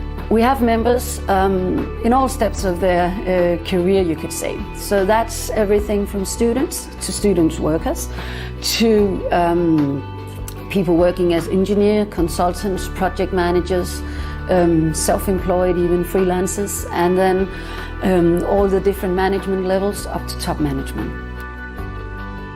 IDA offers a lot of different services to our members. So, for instance, our counseling, that being career counseling as one thing, and legal counseling as well. The career consultants, they help our members throughout their career taking the next steps. So that's everything from counseling about CV and job applications to how are tests used in recruiting and what could your next career move be. Our legal consultants, they give counseling on everything relating your working condition, terms and conditions, salary and so on at your workplace, or when you are negotiating a contract with a possible new employer. Another important thing IDA has to offer is networking activities and events in general. So we have more than 2,000 events every year. The events are organized by IDA's many networks, that being regional networks throughout the whole country and professional networks. IDA has professional networks within more than 40 fields. IDA members receive Ingeniøren, a weekly magazine which covers tendencies and trends and news within our field. In the IDA Learning program, we have courses and education especially targeted and designed for our members. So besides these core services, we also have a lot of benefits. That being, for instance, a special insurance company in IDA for our members, IDA Insurance, IDA Forsikring. Also, we have Ida Bank, which is another popular service. We make a special effort to welcome international members in Ida. We do that because it's important for Denmark, it's important for Danish companies, and it's important for the profession to attract and retain strong competencies and diverse competencies in Denmark. When you're a new international member of Ida, we invite you to join one of these events called What is Ida and What Can We Do For You? We have these events every second month. At the event, we introduce you more to Ida services and how to get the best out of your membership. And we give you guidance on how to start your career in Denmark. You can read more about our services and find relevant information on our webpage, english.ida.dk.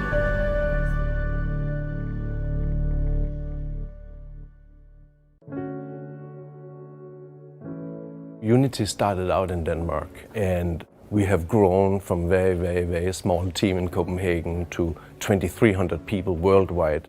But we have maintained a very large team of several hundred engineers here in Copenhagen. Denmark is a country with a very strong involvement of government in many functions in society and business. So I actually see government regulation as a good thing. It creates basically a framework for them to operate within, where they safely can benefit from the data without getting over the line and hurting customers, and at the end of the day, their own bottom line. In Denmark, we have a long tradition for being very quick, very fast in our educational system to adapt. And what we are seeing right now is hundreds of students in Danish universities moving into AI and machine learning, and the students we see coming out are actually really strong. So at Unity, we have developed a set of, we call them guidelines for the proper and ethical use of AI. And we basically want the developers to think about what their use of AI, if that represents them well, if that's who they want to be, and have them to really think deep about how to use AI in a way that represents them and their company. I think a lot of jobs that require a lot of education will be taken over by AI, and it's an opportunity to have humans being focused on interhuman skills, that when you become a medical doctor in an AI world, the diagnosis is made by the system. You do the communication with the patient. So in that world, the doctor will have much more education and much more training in people-to-people interaction. Again, human-to-human skills, that's unique. We can't really get around that. AI will do the rest.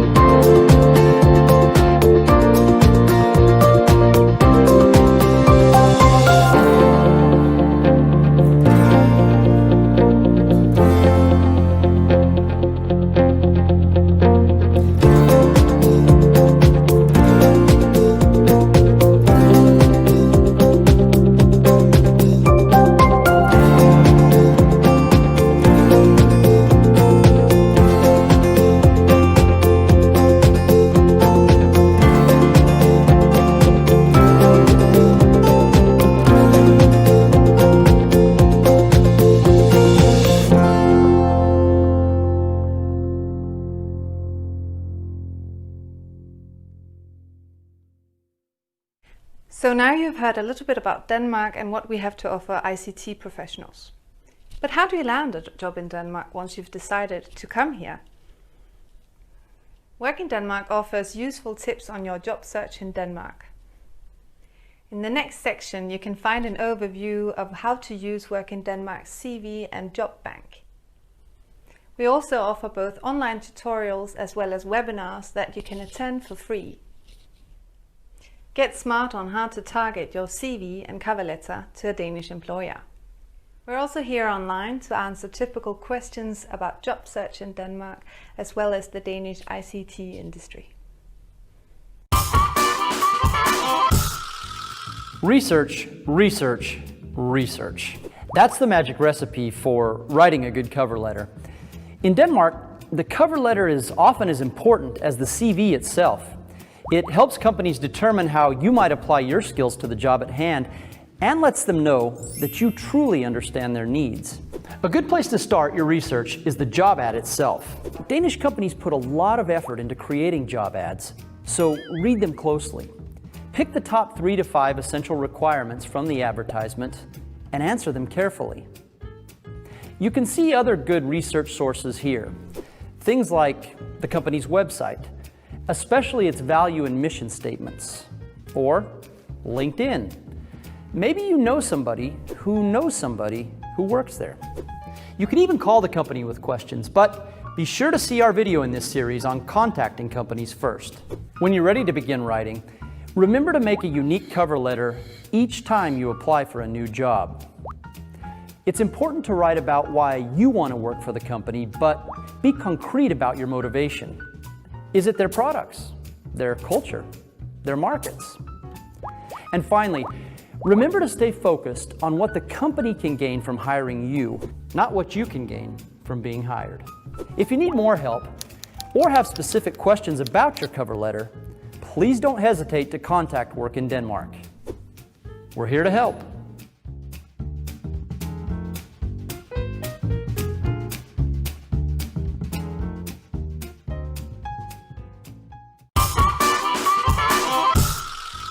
Your personal profile. It's one part of your CV that most Danish employers will pay close attention to. That's why you should too. The personal profile is usually about 5 to 6 sentences at the top of the CV and consists of a short paragraph summarizing your professional skills and personal and social qualities. Your professional skills are the most important part of your profile.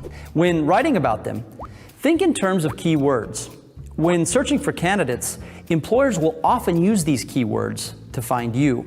To get an idea of which keywords to use, read through the job ads in Work in Denmark's job database. Note the key terms employers use for the kind of job you want, and be sure to include them in your CV. If your professional skills match what an employer is looking for, telling a little about yourself in the last couple sentences can help your profile really stand out. Most Danish workplaces offer employees wide autonomy and stress working in teams. So tell a little about your social qualities. For example, your communication, networking, or negotiation skills. Including your most important personal characteristics like being ambitious, patient, or creative can also help set you apart. You might, for example, write, "As an extroverted person, I truly enjoy working in a team. I'm friendly, direct, and good at motivating people." Think of the personal profile as a short summary that employers often use as a first filter. It's a first impression, so spend some time to get it just right.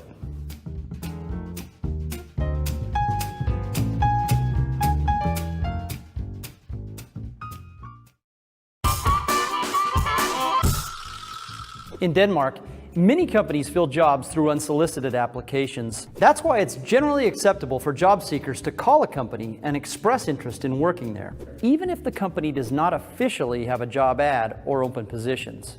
But before you make contact, it's important to do your homework. Remember, time is an important thing in Danish work culture, so be prepared. Research the company beforehand and find a relevant person to speak with. Prepare to quickly explain 3 skills and experiences you can offer that will create value. Prepare an open question or 2. It's important to get the company to talk about its challenges and ambitions, and this will also give you input for your cover letter later. When it's time to make the call, keep it short and to the point. Ask for 2 minutes of their time. If the person is busy, ask when you can call back. It's important that you maintain the initiative. Once you've had a conversation, remember to ask if you can send a CV and a cover letter, and to whom. Initiative and personal engagement are highly valued in the Danish workplace, and that's also true in the job search process, so don't be afraid to call. But remember, relevance is key if you're planning on making unsolicited contact. Your CV must be targeted and your cover letter concise and well-researched, because you only get one chance to make a great first impression.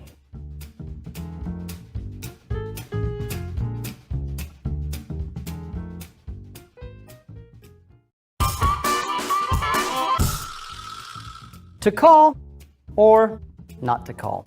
That is the question, especially when it comes to applying for a new job. In the Danish work culture, it's perfectly okay to contact a company before sending them a job application. In fact, most job ads contain a contact person and their direct telephone number. So don't be afraid to pick up the phone, but keep these tips in mind. Whether you're calling about a specific job ad or to express interest in sending an unsolicited application, be sure to prepare your questions beforehand. Train your 30-second pitch. Be polite and ask if it's a good time to call. Quickly explain what you're looking for and call from a quiet environment where it's easy to hear and be heard. Instead of asking yes/no questions, keep your questions open. If you want to send an unsolicited application, the general rule is this: call, but be prepared and do your homework first. If you're calling about a specific job ad, it's also okay to call as long as you keep the questions relevant. You don't want to be remembered as that person who wasted somebody's time. Follow up? Well, that's your responsibility. So don't leave voicemails and expect a call back. Keep the initiative on your side and call again. And if you don't get the job, it's also okay to call and ask why. Ask what you could have done better. Expressing your continued interest in working for the company can be a great way to become a candidate for future job openings.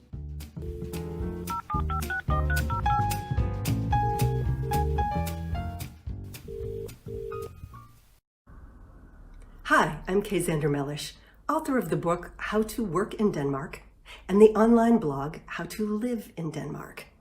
Work in Denmark has asked me to give you a few tips about job interviewing in Denmark. Number one, you gotta show up on time. Now, this might seem really obvious, but Danish culture really appreciates promptness. And some of the best jobs in Denmark are at companies that are not in the city center. Maybe the bus runs once an hour. So it's better to be there 20 minutes early, have a cup of coffee and reception, then arrive, 10 minutes late, you're all like sweaty and panting and that sort of thing. It's very important to be there on time. Now, when you arrive in the room where you'll be interviewing, it's important to introduce yourself to every single person in the room. I guess we're not shaking hands these days, but you want to look each person in the eye and introduce yourself to each person individually. Hi, I'm Kay. Hi, I'm Kay. Hi, I'm Kay. In Denmark, equality is very important. You don't want to just introduce yourself to the person who seems like the top boss. Everybody is important. You want to introduce yourself to everyone. Now, they may ask you to, open by telling a little bit about yourself. Danish companies like to hire a whole person, not just a set of skills. So it's good to have a few little details that you're prepared to share about yourself. It doesn't have to be intimate, but you could be like, well, hey, I'm married, I have one child, I love skiing in the winter, and in the summer, I'm really into surfing. Just give a sense of who you are as a whole person. And then when the interview starts, you're going to be doing some storytelling. A lot of internationals make the mistake of just having a bunch of numbers. Well, I got this score on the test and, I've been here 3 years and I have this degree. It's all very nice, but that is not how the Danes think. They're looking for a human that will fit into their team. So what I tell people is you want to come with 3 stories from your experience in your field. Now, maybe you're a new student. You must have some stories from your experience at the high level of your study about how you have solved some difficult problems in your field, in your technology, This is what was presented to me. This is how I attacked it. So I say 2 stories in which you're a big success and 1 story in which you made a mistake. I made a mistake and you confronted it, and this is how you solved it. And this is really important because credibility is really important to the Danes. It will make you seem more credible to admit that you're not perfect, and also more likable, frankly. Trustworthiness is really important to the Danes. When you admit you're not perfect, you're more trustworthy. On the other hand, something you should never do in an interview with a Danish company is lie or pump up your experience or try to make yourself seem better than you are, because trust is the basis of Danish society. And if they can't trust you, they're not going to hire you. I hope these tips have been helpful to you. Good luck in your job search in Denmark.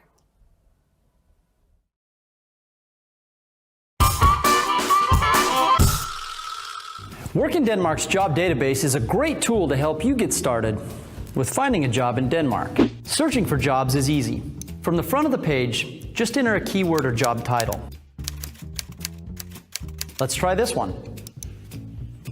You can narrow your search by typing in extra search terms, like this.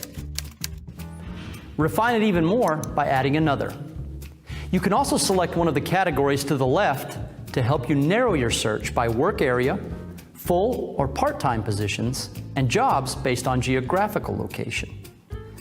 Once you've found an interesting job listing, read about it by clicking on the job title. Here you will find the full description or a direct link to the company's website with the job posting. The job post will normally give you specific information on how to apply and contact details. When applying, follow application instructions exactly, as they can differ from company to company. If you have specific questions, it's always okay to call the person listed in the job post. On Work in Denmark's website, you can build your own CV and add it to our database by creating a profile. Step by step, the website will help you organize and build your CV and automatically add it to a database that many employers monitor for potential candidates.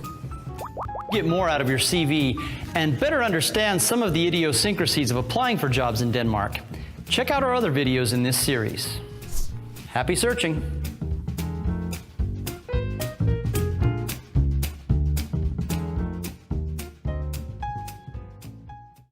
Welcome to Make It Work in Denmark. This course is produced by Work in Denmark. The course is intended for you who consider finding a job in Denmark and who need some insight and tools, whether you're already in Denmark or not. The course will give you insight into various job searching processes, and you can bring it with you on your phone or tablet. You will learn how to write a targeted application for a job in Denmark, gain knowledge about Danish workplace culture, receive specific tools on how to succeed in a Danish job interview, and learn how to optimize your LinkedIn profile. The course consists of 4 modules. You do not have to complete them all in one session, and you're always welcome to revisit this e-learning course whenever the need arises. However, completing all the modules is a good idea if you want to boost your chances of getting your first job in Denmark. The course is based on stories from international candidates who succeeded in getting a job, real-life examples, interactive exercises, videos about the different subjects, and practical tasks to take your job search to the next level. We recommend that you start with the topics that are most relevant to your current situation. Read, watch, and complete the exercises, and use this in your job search. Revisit the course whenever you need to refresh your knowledge. For instance, if you're invited to a job interview in Denmark. We hope this course will help you get a step closer to landing a job in Denmark, and we wish you the best of luck with your job search.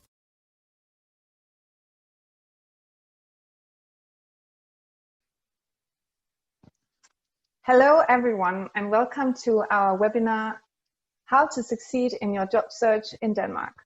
I'm Ida Maria Angelo and I'm a recruitment consultant at Work in Denmark. And hello everybody, my name is Sophie Eidesgaard. I'm also a recruitment consultant here at Work in Denmark. Thank you for joining this webinar. And in this next 30 or 40 minutes, Sophie and I will give you some tips for your successful job search in Denmark. First, I will give you a brief introduction to work in Denmark and how we work with international recruitment.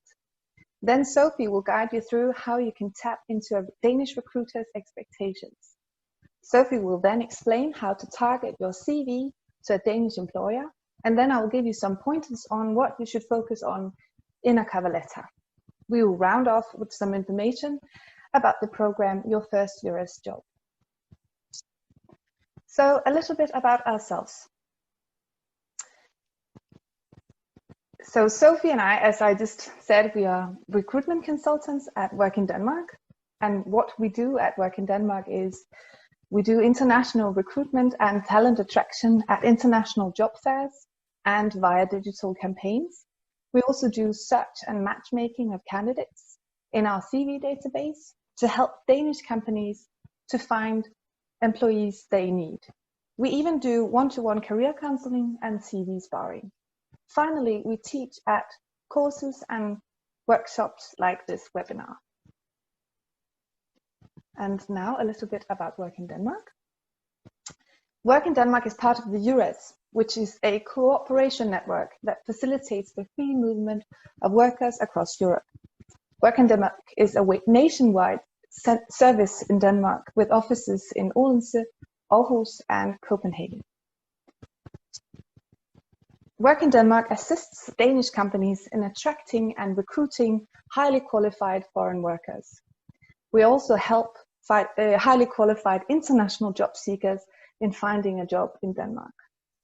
We cooperate with around 3,600 Danish companies that use our CV bank to find international candidates. So what you can use our website for, I'll just give you some brief information about this now. You can use our job database to find a job. We have approximately 2,000 open jobs, sometimes more, sometimes less, depending on the current situation. And they're all English texted. So that's what's unique about our job bank. They do not require Danish skills, these jobs. So what you can do is you can register your CV in our CV bank. And then we have us and other recruitment consultants who match candidates in our CV bank with open jobs in Denmark. And we both match candidates from abroad and candidates that live in Denmark. What's unique about them is that they are all international candidates. You can also use our website to get some information on how to find a job in Denmark. We have job search tips, e-learning tutorials, and we also have a newsletter that we send out about once a month, and it's about how to find a job in Denmark. It contains useful tips on your job search.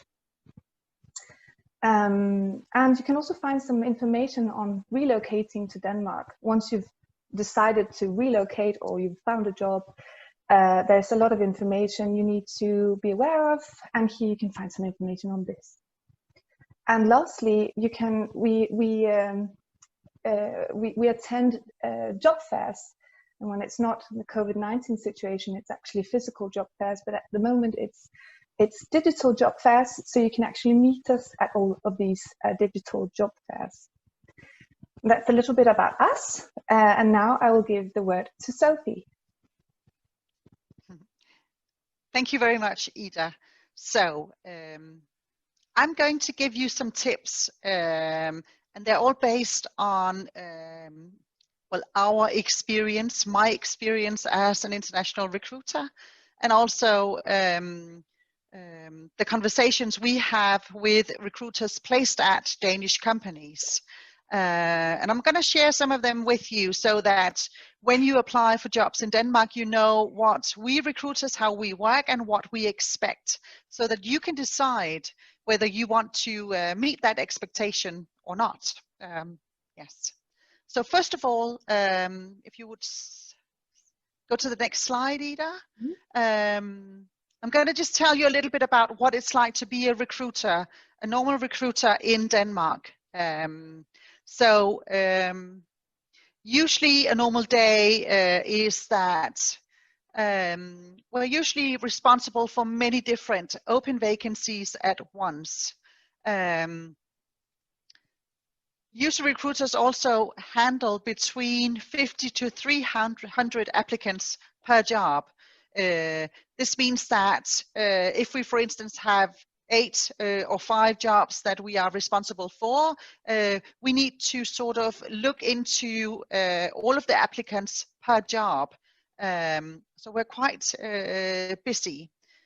This also means that when we look at, for instance, 100 or 200 CVs or applicants for one job, we don't have a lot of time to look into each single applicant's papers. And that's why we use about 30 seconds per CV just to scan through to see whether your CV is the one that might match what I'm looking for in order for you to be able to fill a job.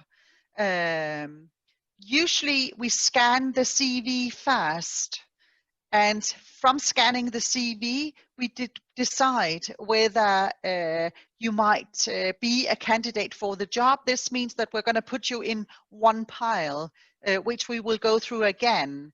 If we in the CV cannot see a match to the job, if we can't see, well, this is somebody who actually fits into what we're looking for, we're just going to put you in the no pile, and we're probably not going to read your cover letter. We read the cover letters mostly if you will be invited for an interview, or if we consider inviting you for an interview.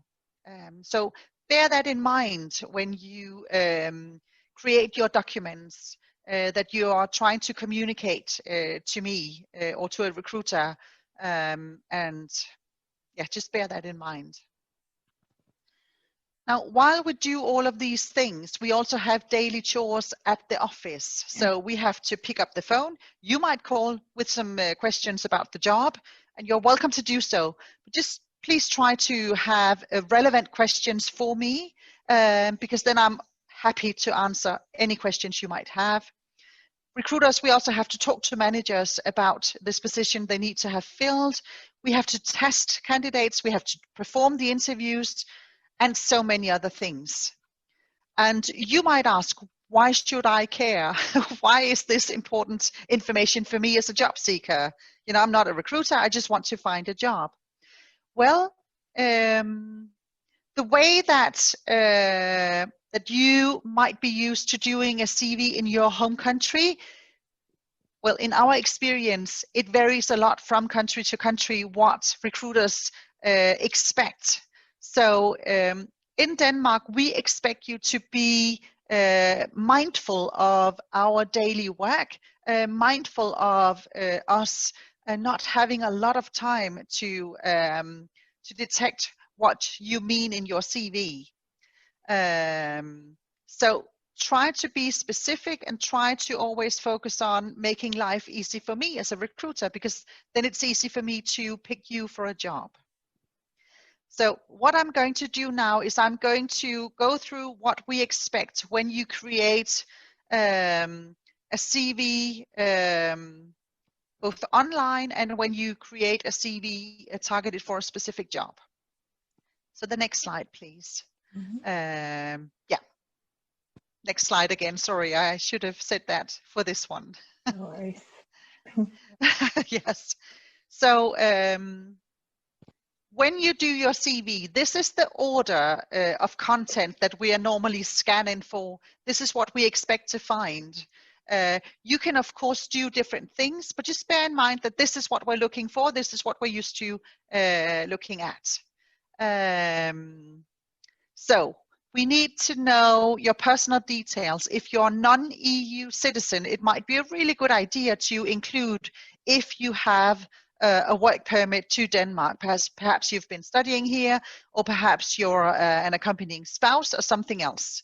So if you have that, then please include that at your personal details.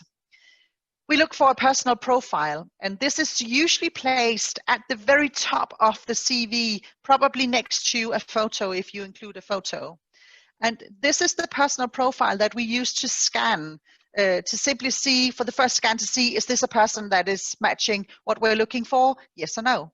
So we need to know here your hardcore skills, educational background. And if you have any other relevant information, perhaps are you already living in Denmark, or why are you considering moving to Denmark? If you're a spouse, if you already have a husband or a wife or partner living in Denmark, then let us know. That's vital information for us to know, because it says something about your knowledge about Denmark already. Then we expect you to have included information about your work experience, your education, your skills, your interests, and then references at the end. If you just graduated, we expect you to, in your personal profile, write that you are a graduate, and we would expect the work experience and education to shift so that education would be number 3 and work experience number 4. Now, when you apply for jobs, normally in Denmark, you would have to upload a CV and a cover letter to a website. It's a good idea to have the CV and cover letter ready as PDF files, because that's what most systems expect. Sometimes on rare occasions, you still have to apply via an email. If that's the case, then the norm is that you, in the email text itself, just write, I would like to apply for, and then you mention the job and the job ID number. For instance, if there's a recruiter or a hiring manager's name on, you detect that or write to that specific person. And then you attach your cover letter and your CV again as PDF files or something like that. It's not normal that you write your cover letter in the email, which we know is the norm in some countries. Right, so next slide, please. So I'm just going to touch upon what we expect when you make your generic CV, when you make a CV online.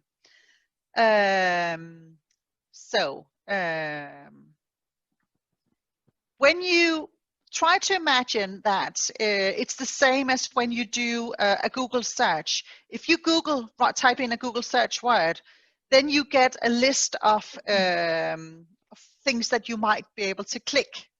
And you're going to pick the one that actually says something that where you think this is a match to what I'm looking for. So if you bear that in mind when you create your CV, especially when you make your headline or the title of your CV, try to think in keywords that's related to your education, your experience, or your job wishes. Or try to think about describing your professional competences. If I see a search where it says CV or I'm looking for a job, it doesn't really make me understand whether you're an engineer or whether you're an IT person or finance person. And that's really what I'm looking for, to just get that title that says something about what is the professional competences of this candidate if I press this CV. The photo. We have an increased use of photos in Denmark, also I guess in the rest of the world, because of the use of social media especially. Just bear in mind that research shows that if you have a photo in your CV profile, it's viewed at least 6 times more than those without one. So maybe you want to consider to add a photo to your CV online. Maybe it's a good idea to have the same one that you use on your LinkedIn profile if you have that. When we click at the single CV, you have made a title that captures my attention. I want to look at what is this candidate able to do. Then the first thing I would see is a summary. And here I just would like you to bear in mind that I'm going to use this summary to again scan to see is this a match or not.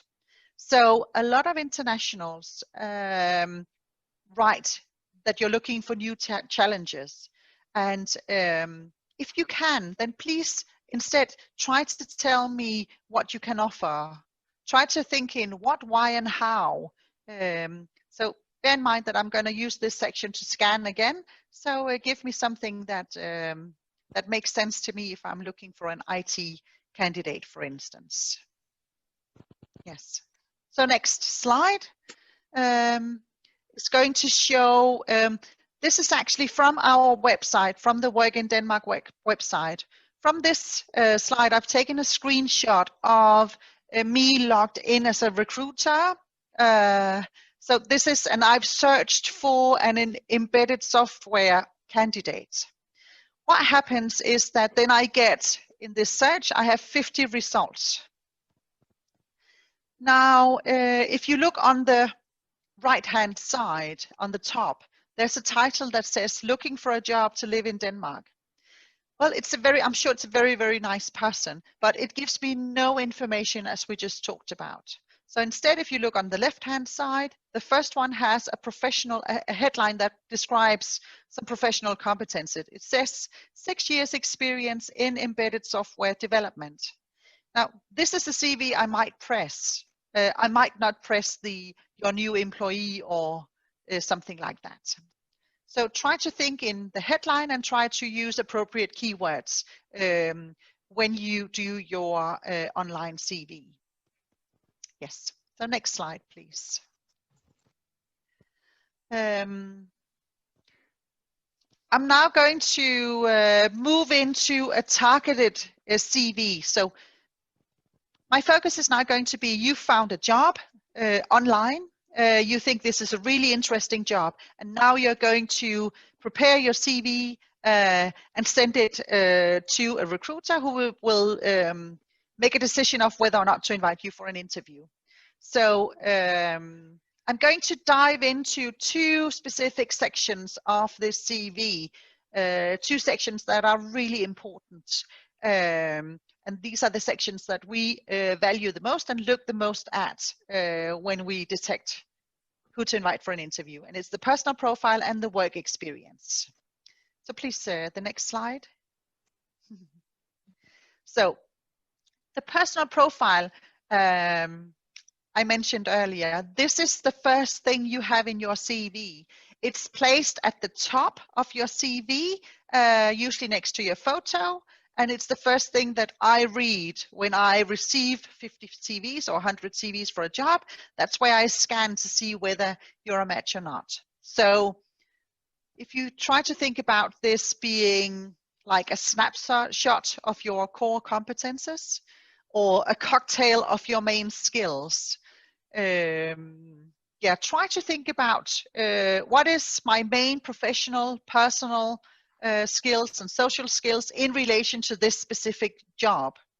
Now, when I, as a recruiter, when I write a job ad, I usually make sure to include a lot of keywords or key tasks that I would like this new candidate to be able to do in order to perform well in this job. So try to target the content to the keywords that I have included in the job ad. That way, to me, it seems that you've actually read and understood what the job is about. And I'm going to think that this person might be right for this specific job. When you've done this, then just step back a minute, look at it, ask yourself, so can Sophie or Ida, can the recruiter scan this personal profile and match you to the job within seconds? Look at the job and look at the personal profile. Is it a match or not? And then if you can try and do that, you're really well on your way.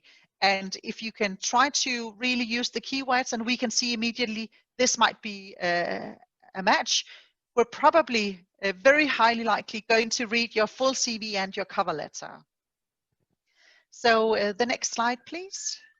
I'm just going to read out loud this example of what a personal profile could be, just to give you an idea of what it is we're actually talking about here. So first, this person writes, I'm an experienced mechanical engineer with more than 5 years of expertise in plastic and mechanical design.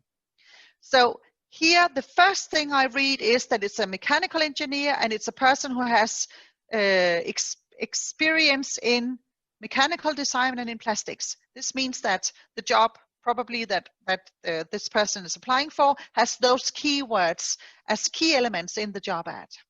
Then he or she continues.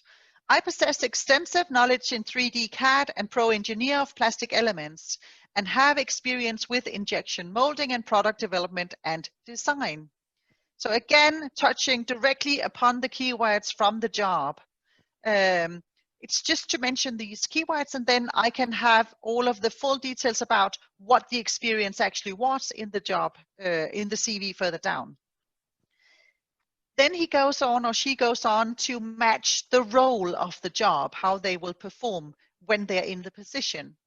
I thrive in the role between the creative team and the production department, where I can use my interpersonal skills to ensure that the new design ideas can come to life. And then finally, this person has some extra details about their situation and relation to Denmark. I relocated to Denmark with my wife due to her job at Universal Robots in Odense, and we're planning on staying in Denmark. So this is an example of a very low-key personal profile that matches the job and that would capture the attention of a recruiter. Now, with the next slide, I'm going to show you what we sometimes see. Yeah, please just go to the next one. I'm going to show you a personal profile that we find in some countries where this is what you're expected to do. Because in some countries you have to signal that you are that you're a candidate who is willing to grow your professional career and to invest in your development in order to benefit the company. So this is what we see from many other countries. But in Denmark, this is not what we want. So, for instance, I'm going to read it out loud. So the personal profile is to employ my knowledge and experience with the intention of securing a professional career with opportunity for challenges and career advancement while gaining knowledge of new skills and expertise. Now, this might be something you're familiar with, but in Denmark, we think, what is the knowledge? Which experience? Which professional career are they talking about? What are the challenges? For us, when we read this, we understand this as you have no relevant work experience, no relevant education regarding this specific job. Or it signals to us you don't care about the job. So bear that in mind when you do your CV. Yes. Next slide. Yes. So I'm going to move on to describing what we expect to read when you describe your work experience, which is also very important. That would be the second thing we look at in order to detect whether you should be invited for an interview. So even though it's a good idea to keep it short and precise, it's better to have a longer CV if this means that you can include everything that is relevant for me so that I can understand what you have actually been doing in your previous job. So bear in mind that companies in other countries, they might not be known in Denmark. Maybe it's a good idea to just explain what is produced, maybe the size of the company, it could be Overturn, or the number of employees, simply because if you've been working in a large company, we would expect you to be more specialized. Whereas if you work in a smaller company, we expect you to understand that, well, you're not that many people, so you simply have to do what is needed at the office on that single day. So it tells us something about what you're used to when working. And it might also be a really good idea to include the location. Please include the country and even perhaps the city, because again, it tells us something about where you've been working. And just be aware that we probably don't know companies in other countries, the same as you probably don't know all the companies in Denmark. So this would give us a good idea of what is this company you've been working for. We would also like you to consider that your work title might not mean the same in Denmark and in your home country. So try to explain to us what your role was. We need to know your daily tasks, your responsibilities, and perhaps even who you worked with. But like Ida and I, we are consultants. What does that mean? You have to explain a little bit. So please try to do that. That makes life easy for us so that we can understand what it is you've been doing. Now, we also really like results. So try to include that in your work experience. Describe what you have achieved. If you can include numbers, that would be brilliant. But otherwise, you could try to include things you've been most proud of or something like that. But try to look at it as what have I done, and how do I explain this to somebody who perhaps does not know my company. So the next slide is going to show you an example of what it could be. This is very typical of what we see in Denmark and what we expect. So I will read it out loud to you. So there will be a date and a year of when you started working and when you finished working. Then there will be your title. It says design engineer. And then there's the company. It's Thermopack, and it's situated in Hamburg in Germany. Then there's an explanation of the company. Thermopack is a manufacturer of custom thermoform packaging, and it's ISO compliant. Great. That just gives me just a small idea of what the company is about. Then this person goes on to explain his or her job. So, I designed custom thermoform packages, complete from conception through first article inspection using Pro Engineer. So here again, I have the Pro Engineer was mentioned in the personal profile. So here again, I have the keyword explained, and I can understand how specifically his experience with Pro Engineer is, which is a keyword for this job I'm looking for a candidate for. He or she continues. I provided all engineering documents for manufacturing and quality assurance internally and externally with the use of Pro Engineer templates that I designed and maintained. I designed prototype tooling and production tooling for manufacturing of final package designs. I provided support to customers, the tool shop, the production floor, and sales for all projects. And then he includes, or she includes, a result. When I began work at Thermopack, the design turnaround time was 7 working days. Through the implementation of my new templates and processes, I reduced it to 5 working days.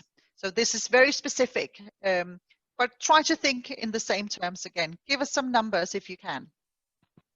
I'm just going to mention the last or the lower part of this work experience, because this is how you would do if you had, while studying, done something that could be relevant. So again, there's a date and year, and then a description that this was a job as a mechanical engineering intern at Siemens, the company in Poland. And when you have a part-time or an unpaid internship or paid internship or volunteer work, then you mention that.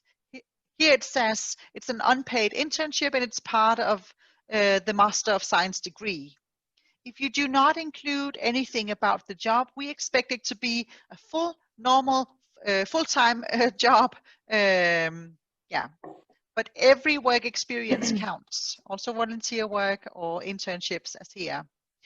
It's described here was a Department of Home Appliances, and it's described it was a project collaboration regarding recycling plastics used in household machines, and it resulted in my master thesis. Then I know this is a work experience, but it was part of the degree. Yes, that's it. Next slide, please. So now I've tried to go through what we recruiters, how our day is, and what we expect for the most important things in the CV, and both when you have an online CV and when you write a CV to a specific job. So I'm just going to highlight what we really would like you to remember. So think about, make it easy for the recruiter, for Ida and I, to quickly understand your professional background and how you think you match the job. Try to go through these questions. Does your personal profile contain obvious matches to the job? So tip number 2, did you address your experience so it relates to the key qualifications for the job in your work experience? Have you mentioned the best matches first, so that if I just scan through your profile or your work experience, can I first see how you match? Now, a really good idea is to have somebody else do a spell check or ask somebody else to proofread your CV. Does it make sense? Is it easy to understand? And are there any spelling mistakes? That's a really good idea. The final thing I'm going to say is that documentation in Denmark, we expect you to include documentation if it's requested in the job ad. Otherwise, you don't have to. We trust that you're telling us the truth. And if we invite you for a job interview, then we will probably ask to see your documents like exam papers or something else. But otherwise, there's no need to include all of these things unless it's vital for the job. So that's it about the CV for now. And Ida is going to take over with the cover letter. Thank you very much, Sophie. So now we've gone through the CV, and now I will try to explain a little bit about the cover letter. So your cover letter, or motivation letter as it is also called, is actually part 2 of your application. Your CV is a summary of the facts, such as your educational background and work experience, just like Sophie just explained. And your motivation letter allows you to show a bit more of your personality and indicate why you're suitable for the particular job position. So make sure that your motivation letter supports your CV and provides relevant examples and information about your skills and experience. Your cover letter should be short and precise, only 1 page. Think of it as your marketing tool. Your goal is to get to the job interview. It's not to tell your whole life story. So that's why it needs to be very condensed. It also needs to be future-oriented and targeted. So write it in the present tense with short sentences that are easy to skim through. What Sophie and I and other recruitment consultants quite often see is it can be difficult for some people, especially, for instance, academics who are used to writing very long sentences. But you need to think of it as a very, very fast and you need to make yourself seem interesting. You don't need to tell a lot of details because then it drowns in information. So it really needs to be very short. And what's also very important is to focus on what the company will gain from hiring you and not what you will gain. So keep thinking and bear in mind that it's how can you see yourself in this position, not what will you gain from the job. A very big mistake that many people tend to make is that they tend to focus on too much on themselves rather than how they fit into the specific job they are applying for. And lastly, you need to pick the essential requirements, so the keywords from the advertisement, and use them in the cover letter. So what's very important is actually that you understand the job ad and you read it carefully through. One way, which is actually quite a useful tip, is to try to highlight sentences in the job advertisement and see if you fit into these keywords and sentences. So try to sort of translate yourself into the job application and then use it when you write it. So you try to use kind of the same language as the job application. So when you start writing your cover letter, it's very important that you start by researching the company, because a job application, it's, as Sophie mentioned, it's sort of a wish list. It's what most often it's what the person who used to do this job was working on. It's the main tasks of that person. But sometimes jobs can be formed, and sometimes it's not mentioned what the focus is on. So it's a very good idea to give the hiring manager a ring actually and ask specific questions about the job. And please think about some questions that are very relevant, and don't just ask obvious questions that you can find on the website. So that's why it's also very important to try to really do some research on the company and figure out, okay, what has not been answered in this job advertisement? It could be something like, how many percent of the time would I spend on these tasks mentioned, and how many percent would I spend on these tasks. Maybe there are some tasks that have not been mentioned in the job advertisement that you have, some skills that you have that might actually be useful. So that's why it's a very good idea to call and ask and figure out how to actually target your cover letter to the specific job function. And then it's also very important to think about, so when you're preparing your cover letter, think about the following points. How do I match the role? What is my ambition? What is my experience? What's my interest? The motivation is also very important. It's not just all the hard skills, it's also the soft skills. And how can I couple my experience to the specific job function? So again, trying to read yourself into the job, see yourself in the position, see how you can fit into that position. And lastly, also think about what kind of employee or colleague are you? Because personal skills are also very important. So it's very important to include in the cover letter some personal information about what kind of worker you are. Are you the team leader? Are you, there are always different types of personality roles that have to fit together in a team. Quite often in Denmark, teamwork is very important. So think about how you fit in, see if it's mentioned in the job ad, what they are actually looking for, what kind of employee, and see if you've matched that role. So as I already mentioned, you need to read the job advertisement very carefully, and you need to understand it. Because when we see generic cover letters and CVs, we quite often see, it's very obvious to see that someone has sent this application to a lot of different companies and they just changed the company name. And you can kind of feel it. The motivation is not really there. It doesn't really fit with the job advertisement. And then you're already a little bit lost. You need to really think about why you're perfect for this position. So make a list in your own words of what they expect from the candidate, and then pick 3 to 5 requirements, because you can't tell your whole life story, and try to answer to these and put them in your position, your disposition of the paper or the cover letter. And then it's also very important to write about your strength and make examples. So don't just say I'm a great team worker, but tell them why or how. Because it's also very important in many recruitment processes, especially in Denmark, that there are several steps. So they want to find out what kind of personality you have and how you fit in. Great. So now I'm going to give you a short example of an application.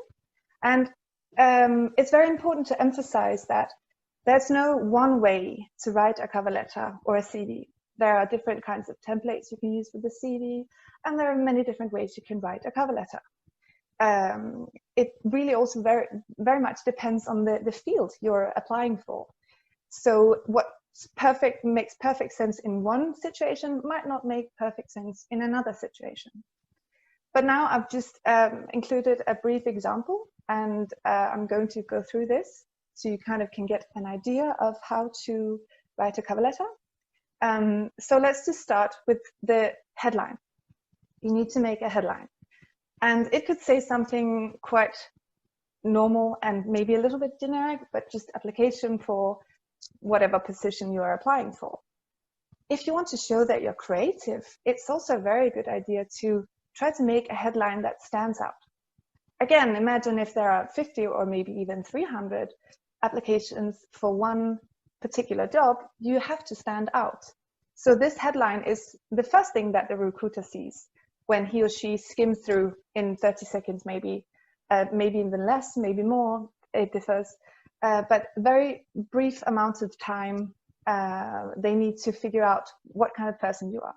So make a headline about yourself, maybe including whatever degree you have, whatever position you're applying for, maybe something about yourself, energetic, whatever would good analytical skills, whatever skills you find most important about yourself and how these fit into the role. And then second, I see a lot of applications that say, "Dear Peter Nielsen," greeting the hiring manager. It's not really necessary to include if you've spoken on the phone with this person. But again, remember, there might be several persons reading the the cover letter, sorry. So it might not be relevant. I also see some cover letters including a lot of information about yourself. For instance, your address and lots of different, lots of different information. And I'd say this is not necessary because you can find this information in the CV. So just remember that you have only one page to sell yourself. And then all this extra unnecessary information that can be found elsewhere, it's just taking up space. So I would try to avoid that. And then the first couple of sentences, they're very important. So I'm just going to read aloud. After many years of working directly with people in diverse professional settings, I'm now looking for an opportunity to use my experience in this field.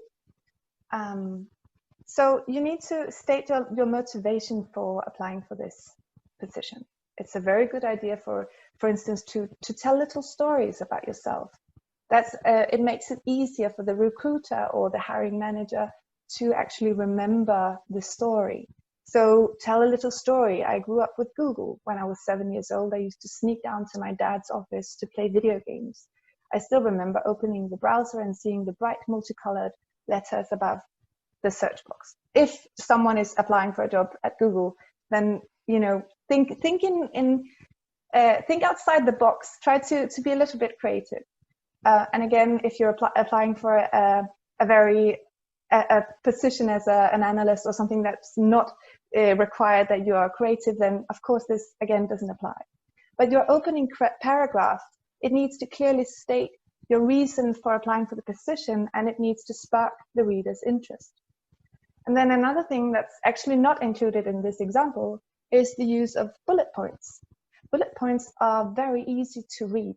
It gives you a great overview, for instance, of your skills, and it makes examples, or you can provide examples. So bullet points is also can be very useful to include in the cover letter. And then, so the next section in this cover letter says, this vacancy caught my attention because I see a great deal of similarity between the job requirements and my experience. Ideally, this position will allow me the opportunity to utilize my experience gained as, and then the title of the job. In this capacity, I co-managed a flagship store in all areas of customer relations, sales generation, reporting. So again, providing examples. So try to elaborate briefly on your related experience to the specific job and the skills. Try to relate how your background and experience will benefit the employer.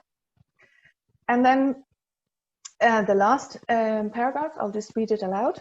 Additional experience includes working in restaurant management and currently as an independent sales and marketing coordinator. So you can provide some additional proof of your skills by describing specific accomplishments and making examples. You can also include your education, of course. This is also very important. And then try to round off by including some information about some personal details about yourself.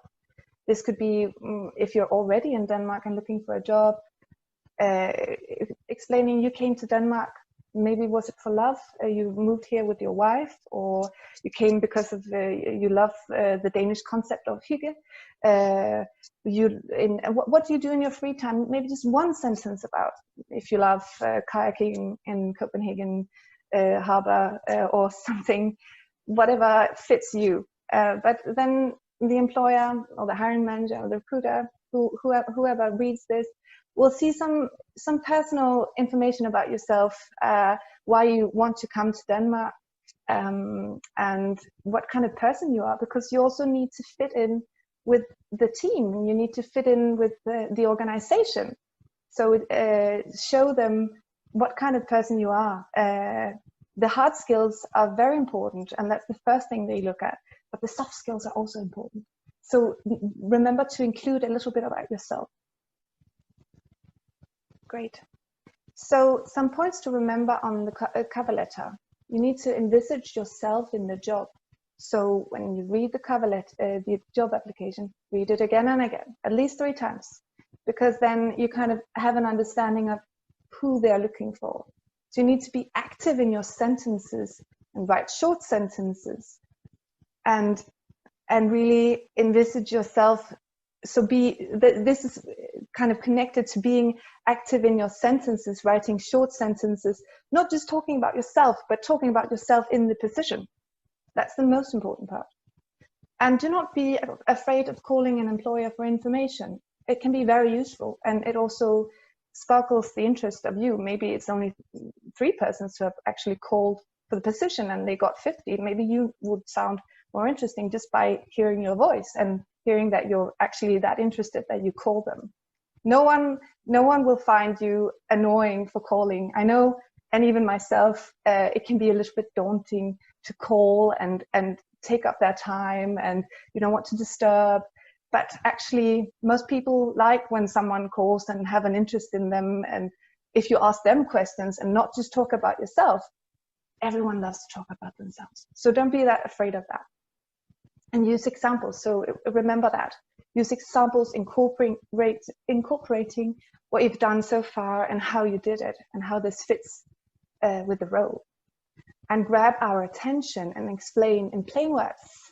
Remember, we can't guess what you've done unless you tell us. So if there's information that's lacking, if there are huge gaps, we don't understand what happened there. We will just wonder about it. And as Sophie also explained, so important, check for errors. I mean, most of us are not native speakers of English. You'll apply in English, of course. You won't try to write a cover letter or a CV in Danish if you're not completely fluent in Danish. And we understand that you're not native speakers, but it's so silly to not get elected just because you made it was full of mistakes. Because again, it's your marketing tool. So if it's full of errors, we might not see you as the best fit if you can't write properly. So have someone spell check it, because you get blind when you're reading through your own application again and again. And make sure someone also sees it to say, is it easy to read and does it apply to the job you're applying for? So those were the last words. And now I'll give you the word to Sophie. Thank you, Ida. Thank you very much. So we hope that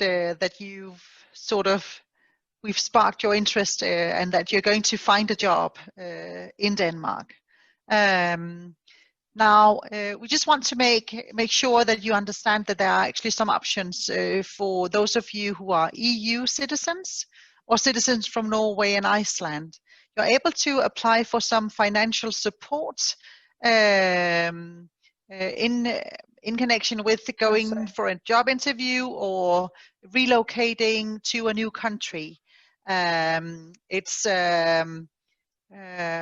one of the mobility schemes are called Your First US Job, and you can find more information about it on our website, workindenmark.dk/TMS job seeker. Yes. And lastly, if you want to know more, we have plenty of information on our website. You can sign up for our newsletter. There's a box on the front page of workindenmark.dk. And here you can sign up. We won't spam you with information. We'll send out a newsletter approximately once a month.